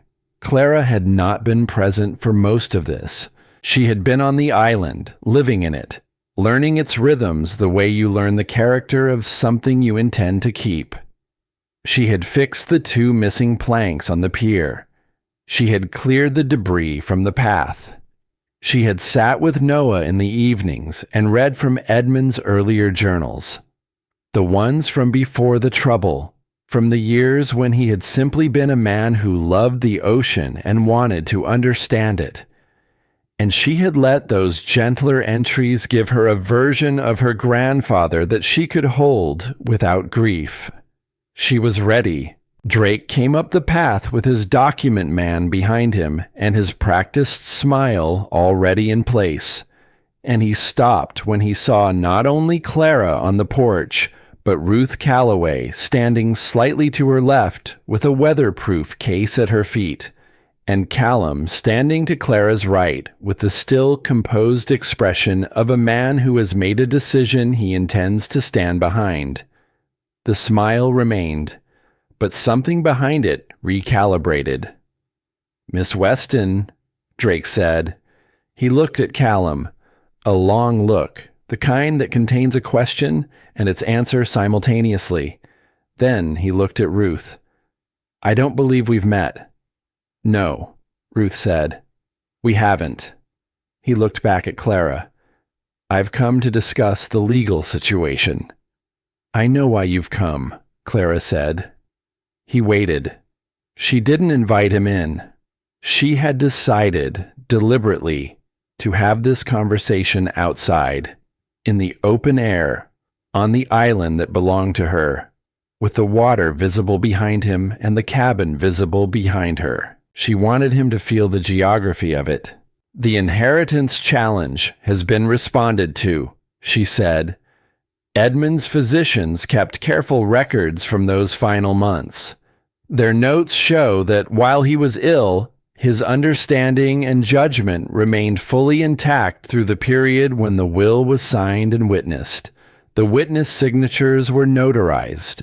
The documentation is complete. The challenge has no legal foundation. Drake's smile had not moved. It was a remarkable smile in that way, apparently constructed to remain in place regardless of what was happening around it.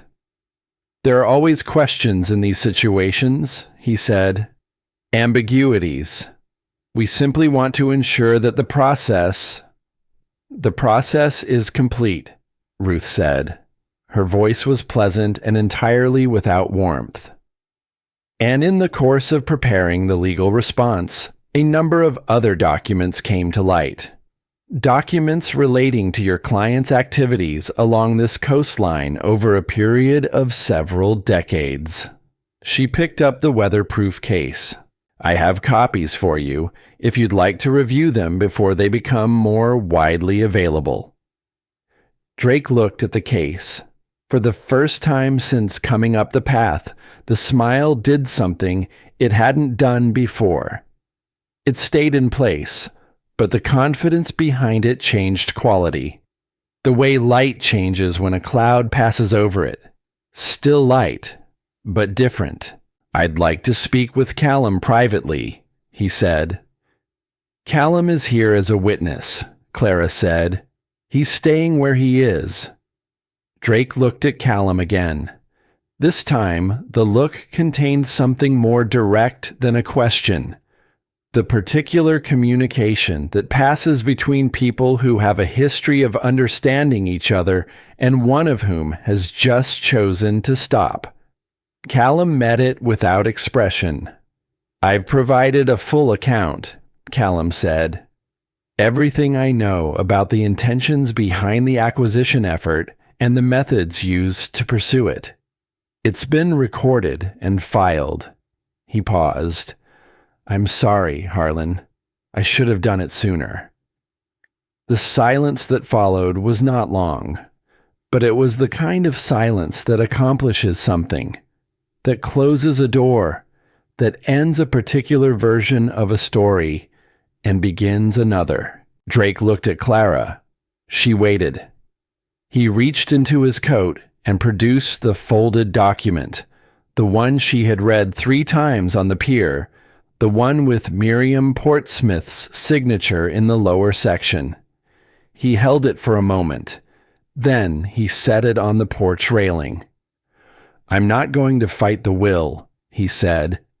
He said it flatly, without apology, without the performance of concession, without any of the language that might have made it feel like a human moment.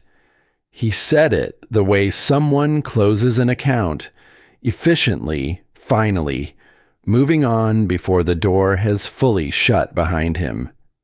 He turned and walked back down the path. The document man followed, the leather case swinging at his side, the official weight of it suddenly meaningless. Clara watched them go. She watched until they reached the pier, until they untied the boat, until the engine started and the vessel turned away from the island and headed back toward the mainland in a straight, purposeful line. She watched until it was gone. Then she looked at the document still sitting on the porch railing. She picked it up, folded it once more, set it on the table inside. It would go with everything else into the record Ruth was building. Not as a victory, not as a trophy, as documentation, as part of the full account of what had happened and why and what it had cost. Old Hartwell's name was in that document. She did not forget that. She would not forget that. That afternoon, Miriam Portsmouth came to the island. She came on Captain Oren's ferry, which meant she had arranged it deliberately, which meant she had made a choice. She came alone. She carried nothing except a small covered dish that she held in both hands with the careful attention of someone transporting something fragile. She came up the path more slowly than Drake had, and with a completely different quality of arrival.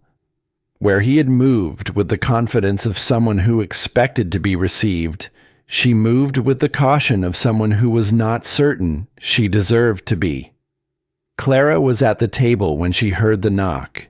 It was nothing like Drake's knock. It was tentative, almost apologetic. 3 small sounds, barely enough to be heard.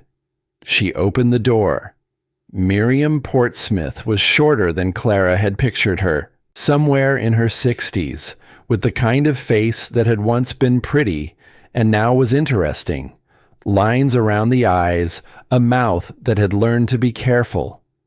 She was looking at the covered dish in her hands rather than at Clara. For a moment, neither of them spoke. Then Miriam held the dish out. She still wasn't looking up. "It's a butter cake," she said. "Edmund used to buy butter cake from the bakery in town. Every month when he came in for supplies. Always the same thing." She paused. "I don't know what I thought. I wanted to bring something." Clara looked at the dish. She took it. Miriam finally looked up. Her eyes were dry, but the effort of keeping them that way was visible. "I didn't understand what I was signing," she said. I know it doesn't change what happened. What happened to Mr. Hartwell. I know that." She stopped. "Drake told me it was just a formality, a character statement, that it wouldn't affect anyone." "He told you what he needed to tell you," Clara said. "I should have asked more questions." Her voice was not asking for absolution. It was stating a fact about herself that she had apparently spent several days arriving at. "I've spent my whole life in that town knowing everything about everyone, and the one time it actually mattered, I signed my name to something without knowing the first thing about what it actually was." Clara set the dish on the table inside. She stood in the doorway for a moment. "Edmund bought butter cake every month," she said. Miriam nodded.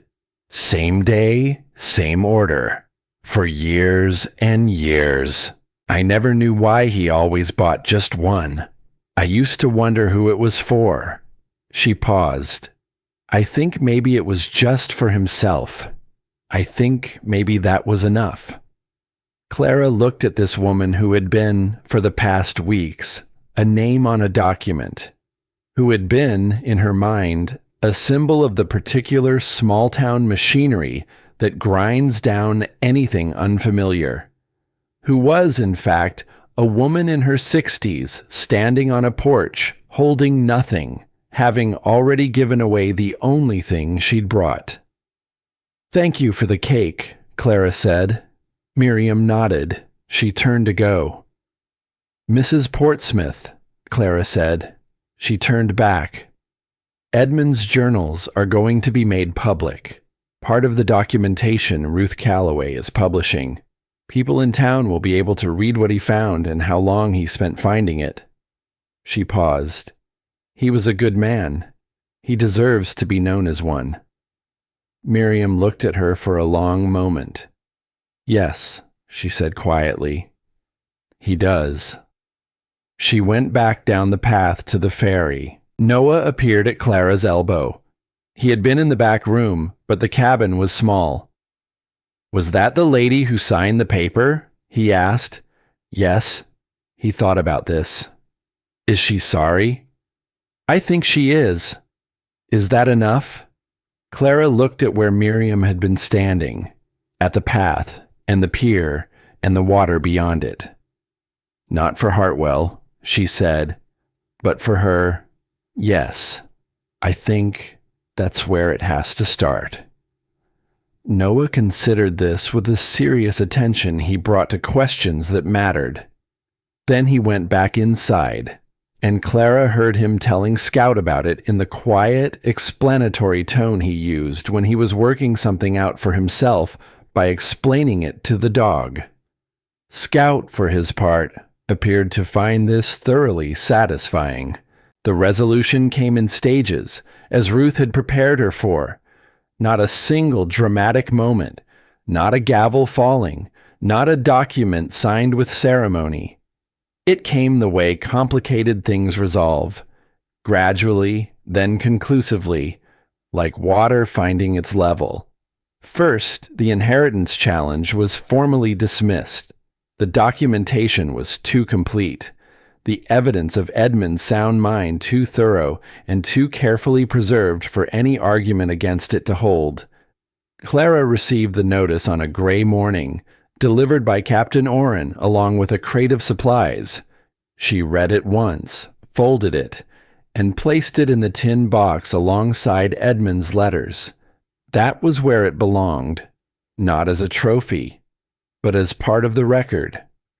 Part of the full account of what had happened and what it had taken to set it right.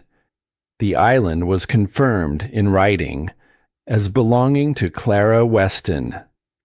When she held that document in her hands for the first time, she didn't feel what she had expected to feel. She had expected relief or satisfaction or some version of the vindication she had been working toward. What she felt instead was quieter than that. It was the feeling of something that had been suspended finally being allowed to settle, like a breath held for a very long time, finally released. The evidence Edmund had collected found its way to the people with the authority and the will to act on it, and that process, Ruth told her, would take considerably longer and was not Clara's to carry alone anymore. You did your part, Ruth told her on the morning she left the island. Edmund did his. Now it goes where it needs to go. Clara stood at the pier and watched Ruth's hired boat head back across the water. She stood there until it was a small shape on the horizon, and then she stood there a little longer, because the view deserved it. 30 years of one man's careful, faithful, solitary work. And now it was in the hands of people who had the tools to finish what he had started. The coastline that Edmund had spent his life watching, that she had spent these months learning to read, was going to be seen by people who had the power to protect it. She thought he would have found that satisfying, not triumphant, just satisfying, in the plain, grounded way of someone who has done what they set out to do and is at peace with the doing of it. She turned and walked back up to the cabin. She had understood something in the weeks since the storm about what Edmund had left her. It was not the island, though the island was real and solid and hers. It was not the evidence, though the evidence was significant and had found the light it deserved. It was not even the letters, her grandfather's measured voice, her father's tortured honesty. It was the understanding that some things require patience on a scale that most people are never asked to sustain. That truth does not move on the timeline of urgency or convenience, that the work of keeping something alive, a record, a coastline, a family, can look from the outside like nothing at all and can be everything. Edmund had known that. He had known it not as a philosophy, but as a practice, the daily, unglamorous, unrewarded practice of showing up for something that could not show up for itself. The water couldn't defend its own evidence. The coastline couldn't document its own decline. Someone had to do it. And for 30 years, in a cabin on an island that most people didn't know existed, one man had done exactly that. And he had found a way to pass it on. Not through a formal institution, not through people with credentials and offices and the proper channels. Through a granddaughter he had never met, who arrived with nothing and found everything waiting for her under the floorboards.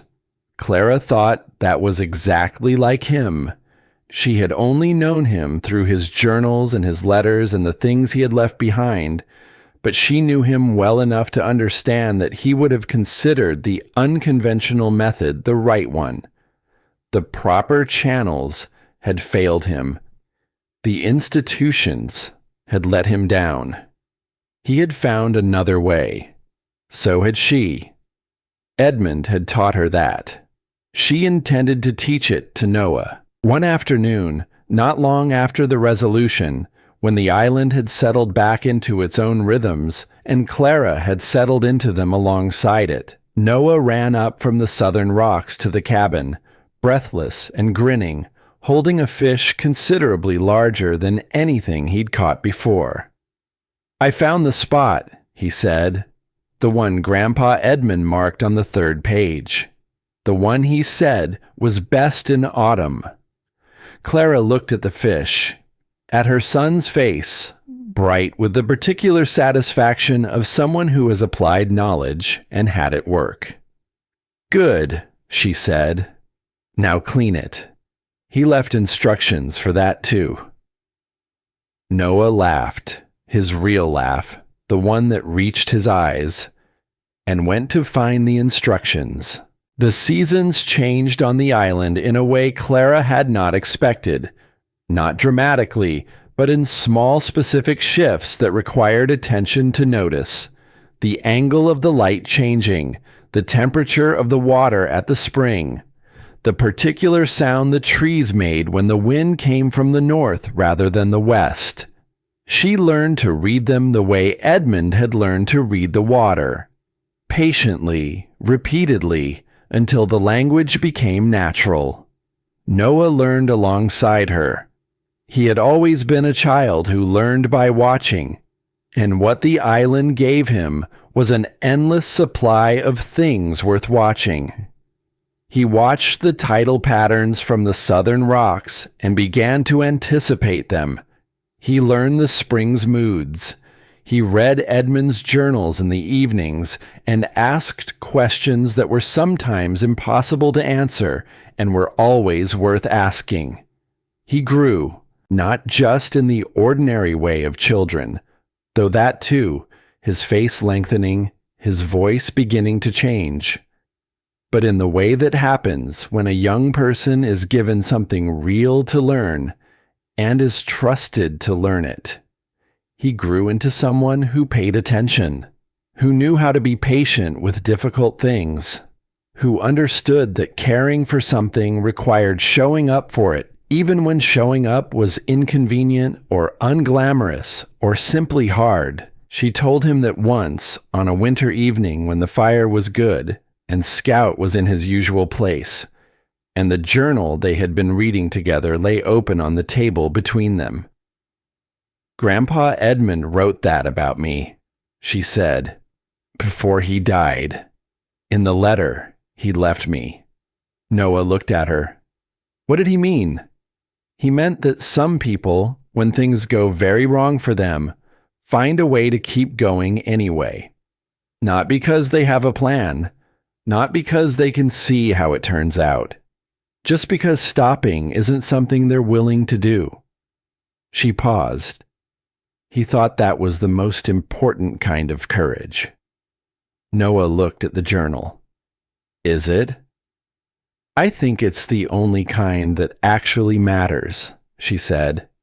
"The other kinds are easier. The ones where you're brave for a moment, in front of people, when it counts. But the courage of just continuing, showing up, not stopping, that's the one that's hardest to see from the outside, the one that looks like nothing, but isn't." Noah was quiet for a long moment. "Is that what you did?" he asked. "After everything went wrong, before the letter?" Clara looked at him. "I tried," she said. "You did," he said, with the simple, unqualified confidence that children sometimes have about their parents. The confidence that, when it is earned, is the best thing in the world to receive. She didn't say anything. She reached over and put her hand on his. He turned his hand over and held hers, and they sat like that for a while in the firelight, while Scout breathed at their feet, and the winter moved quietly against the walls outside. Elias had a particular way of arriving at the island that was unlike the way anyone else arrived. Drake had arrived with purpose. Callum had arrived with weight. Ruth had arrived with work to do. Captain Oren arrived with his weather eye and his few words and his thermos. Elias arrived the way the tide arrived, reliably, without announcement, fitting itself to the contours of the place without trying to change them. He came when he had something to bring, or something to fix, or simply when the crossing was calm enough that not going would have felt like a choice. He helped with things that needed helping with, and left things that didn't need his involvement completely alone. He never asked for anything. That was the thing about him that Clara had noticed first and trusted most. One evening in the spring, the island's first full spring under her care, the trees putting out new growth, the water shifting from winter gray to something with blue in it. He came and they sat on the porch after supper and watched the evening come across the water. Noah was inside, reading. Scout lay between their chairs, his breathing slow. Elias said, "I'd like to stay." He said it looking at the water, not at her, which she appreciated. It was a statement, not a performance. He wasn't asking in a way that required an immediate answer. She looked at the water too. "This island is mine," she said after a while. Not defensively, as a fact. "Edmund left it to me. I'm the one who decides what happens on it." "I know," he said. "That's not what I'm asking to change." "Noah is mine," she said. "Whatever happens, that's mine." "Yes," he said simply. "And I am..." She paused, finding the right words. "I am not the same person I was before all of this. I am not the person who would have been easy to know." "I know who you are," he said. He finally looked at her.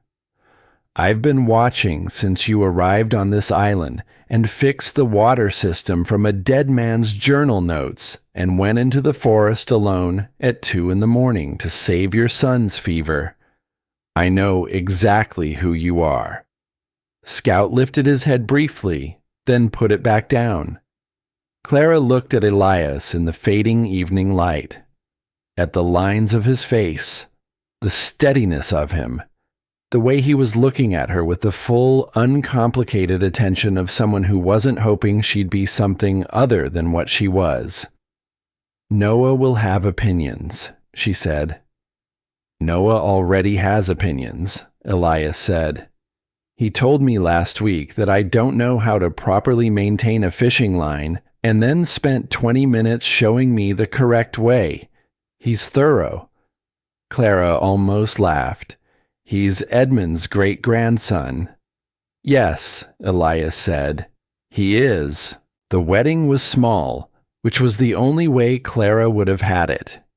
It happened on a Saturday in late autumn, in the main room of the cabin, with the stone fireplace lit and the windows full of the gray, luminous light that came off the water on overcast days. Captain Oren was there, standing in the corner with his thermos, which he had apparently decided was appropriate for the occasion. Ruth sent a letter, which Clara read aloud at the table after. Callum sent a brief note, formal, careful, the note of a man who was still learning how to take up the right amount of space in a situation. Noah stood beside Clara in a shirt he had pressed himself, which she knew because she had watched him press it through the doorway without his noticing and had not said anything.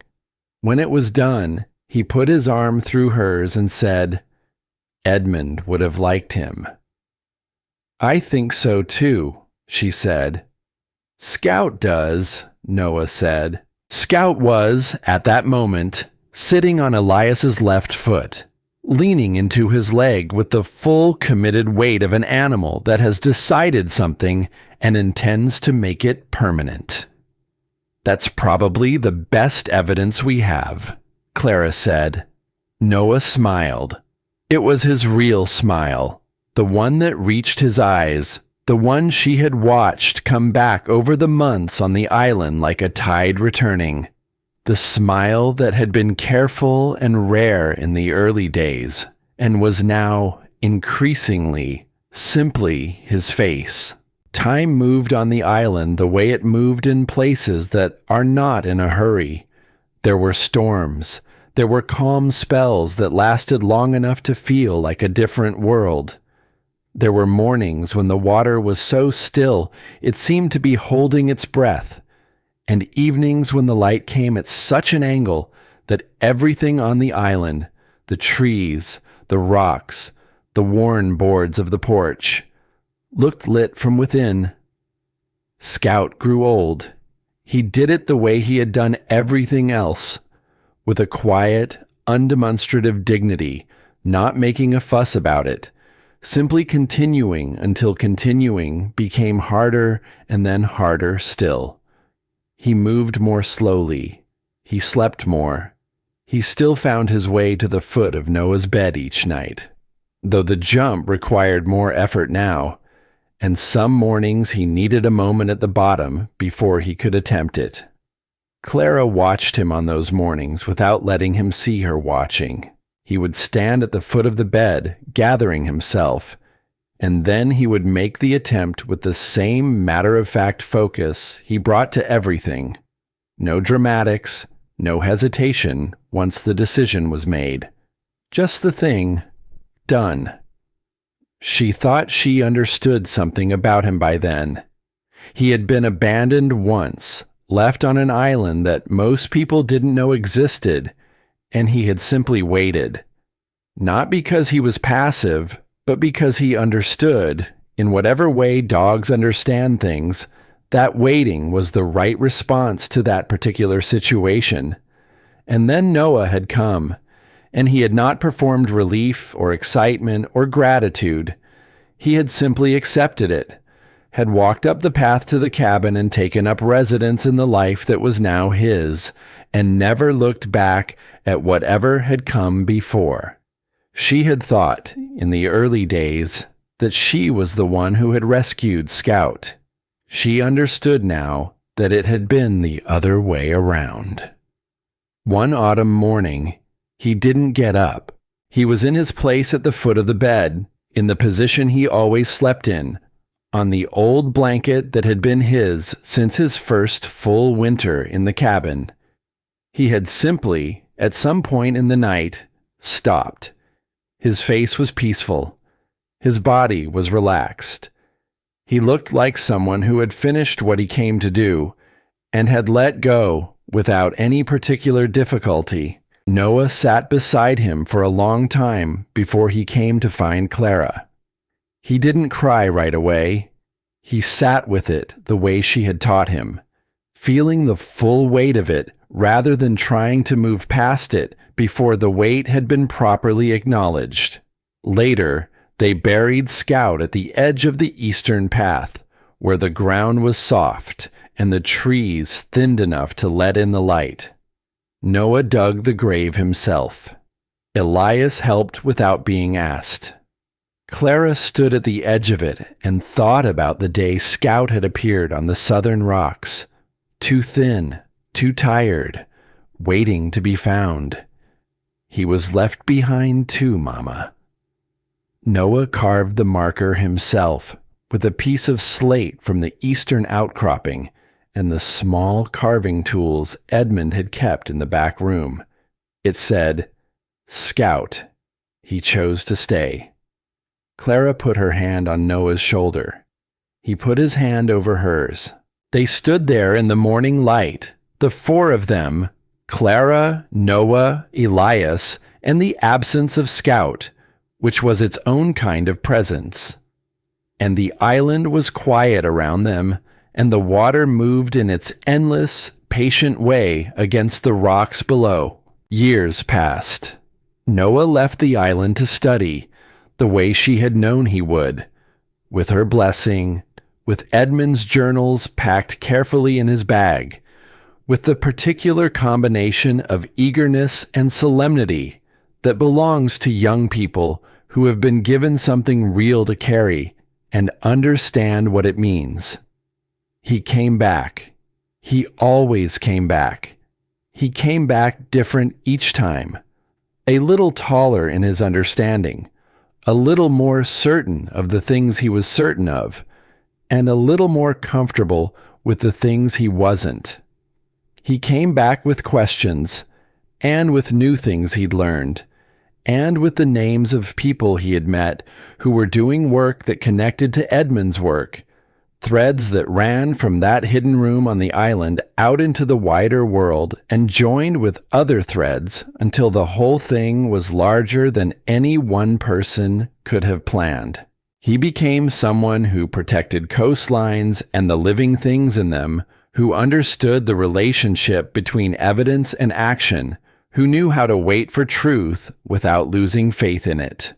The patience Edmund had demonstrated over 30 years, Noah had absorbed it somehow, through the journals and through the island and through the particular way his mother had lived during those first months when everything depended on getting up and trying again.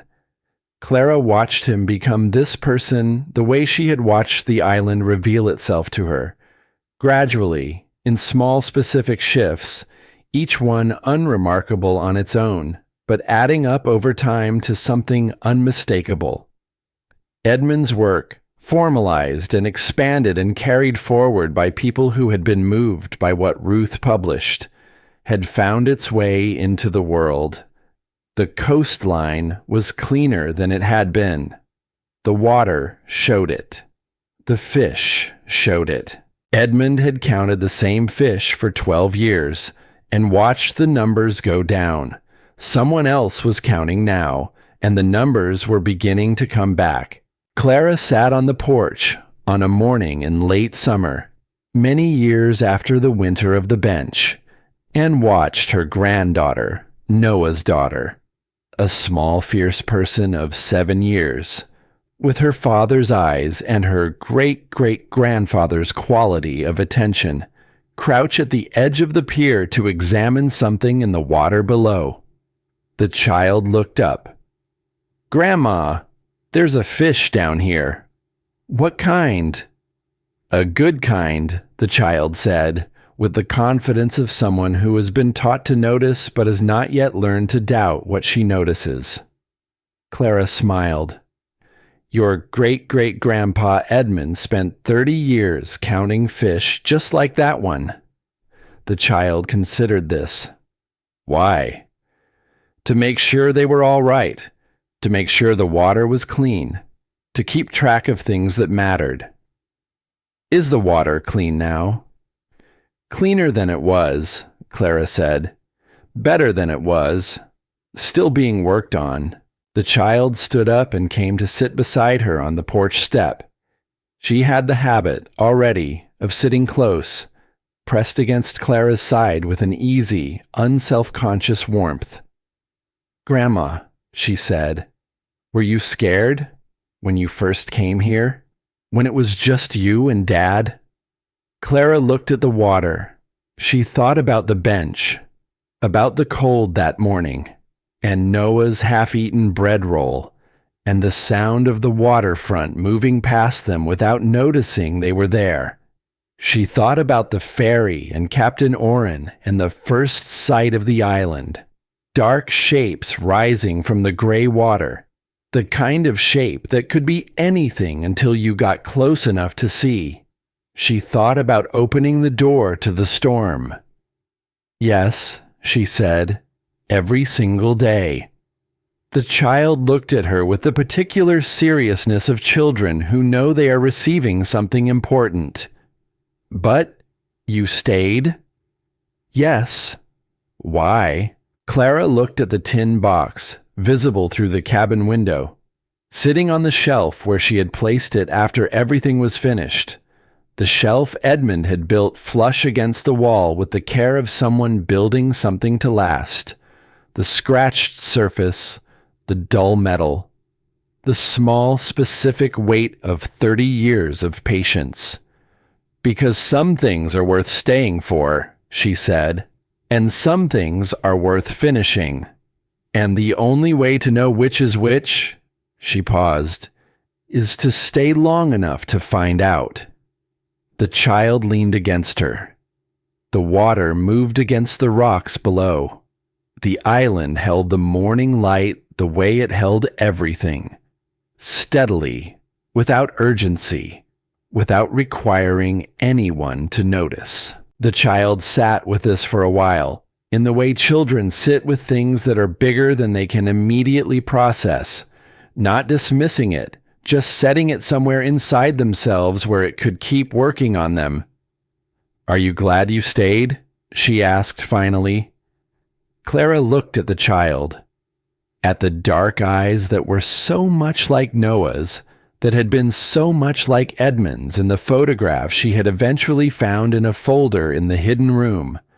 A young man standing on a dock somewhere, squinting into the sun, looking like someone who knew where he was going and was not in any particular hurry to explain it to anyone else. Clara was quiet for a moment, not because she needed to think about the answer. She had known the answer for a long time, but because some answers deserve to be given carefully, not quickly. "More than I have words for," she said at last. "More than I knew was possible, that morning on the bench." The child considered this. "Even the hard days?" "Especially the hard days," Clara said. "The easy days take care of themselves. It's the hard ones that matter. The hard ones are the ones that make you into what you're going to be." The child thought about this with the thoroughness that Clara had learned to recognize as a family trait, not rushing to conclusion, not performing consideration, just actually doing it, taking the thing in and turning it over and looking at it from different angles before deciding what to think. Edmund had done that. Noah did that. And here was this small, fierce person doing it at the edge of a pier on a summer morning, watching a fish move in the water below, carrying something forward without knowing she was carrying it. That was how it worked, Clara thought. That was how anything survived. Not through monuments or declarations, but through this. Through one person passing something to another, in ordinary moments, without ceremony. A woman with a journal, a boy with a question, a child with her father's eyes and her great-great-grandfather's quality of attention, crouching at the edge of a pier to see what was underneath the surface of things. That evening, Clara sat at the table where Edmund had sat, and she wrote in a journal, a new one, its pages clean. She wrote about the morning, about the fish and the child, and the question that had no short answer, about the tin box on the shelf and the brass key that still hung beside the hidden door, which was not hidden anymore, which was simply a door, known and used and ordinary, because the best secrets are the ones that eventually stop needing to be kept. She wrote about what it had felt like to stand on a bench in the cold and believe, with complete certainty, that the story was over. She wrote about the envelope arriving, about the ferry and Captain Oren's particular silence, and the first sight of the island rising from the water, about a boy who carried half a bread roll carefully in both hands, and a dog who had been left behind, and a tin box that had been waiting under the floor for the right person to find it. She wrote, "The earth remembers everything." Edmund knew that. He spent 30 years proving it. She paused. The evening light was coming through the windows at its particular low angle, turning the wooden walls gold, filling the room with a warmth that had nothing to do with the fire. The same light that had come through these same windows for all the years Edmund had sat at this same table, watching, recording, believing that it would eventually be enough. Then she wrote, "So do I." She set down the pen. She looked out at the water. It was going dark now, slowly. the way things go dark on an island, not all at once, but in layers, the color draining out of it from the top down, until what remained was that deep, quiet gray that is not quite night and not quite anything else. The kind of gray that has been here longer than anyone and will be here long after. Some things were never meant to stay buried, and neither was she.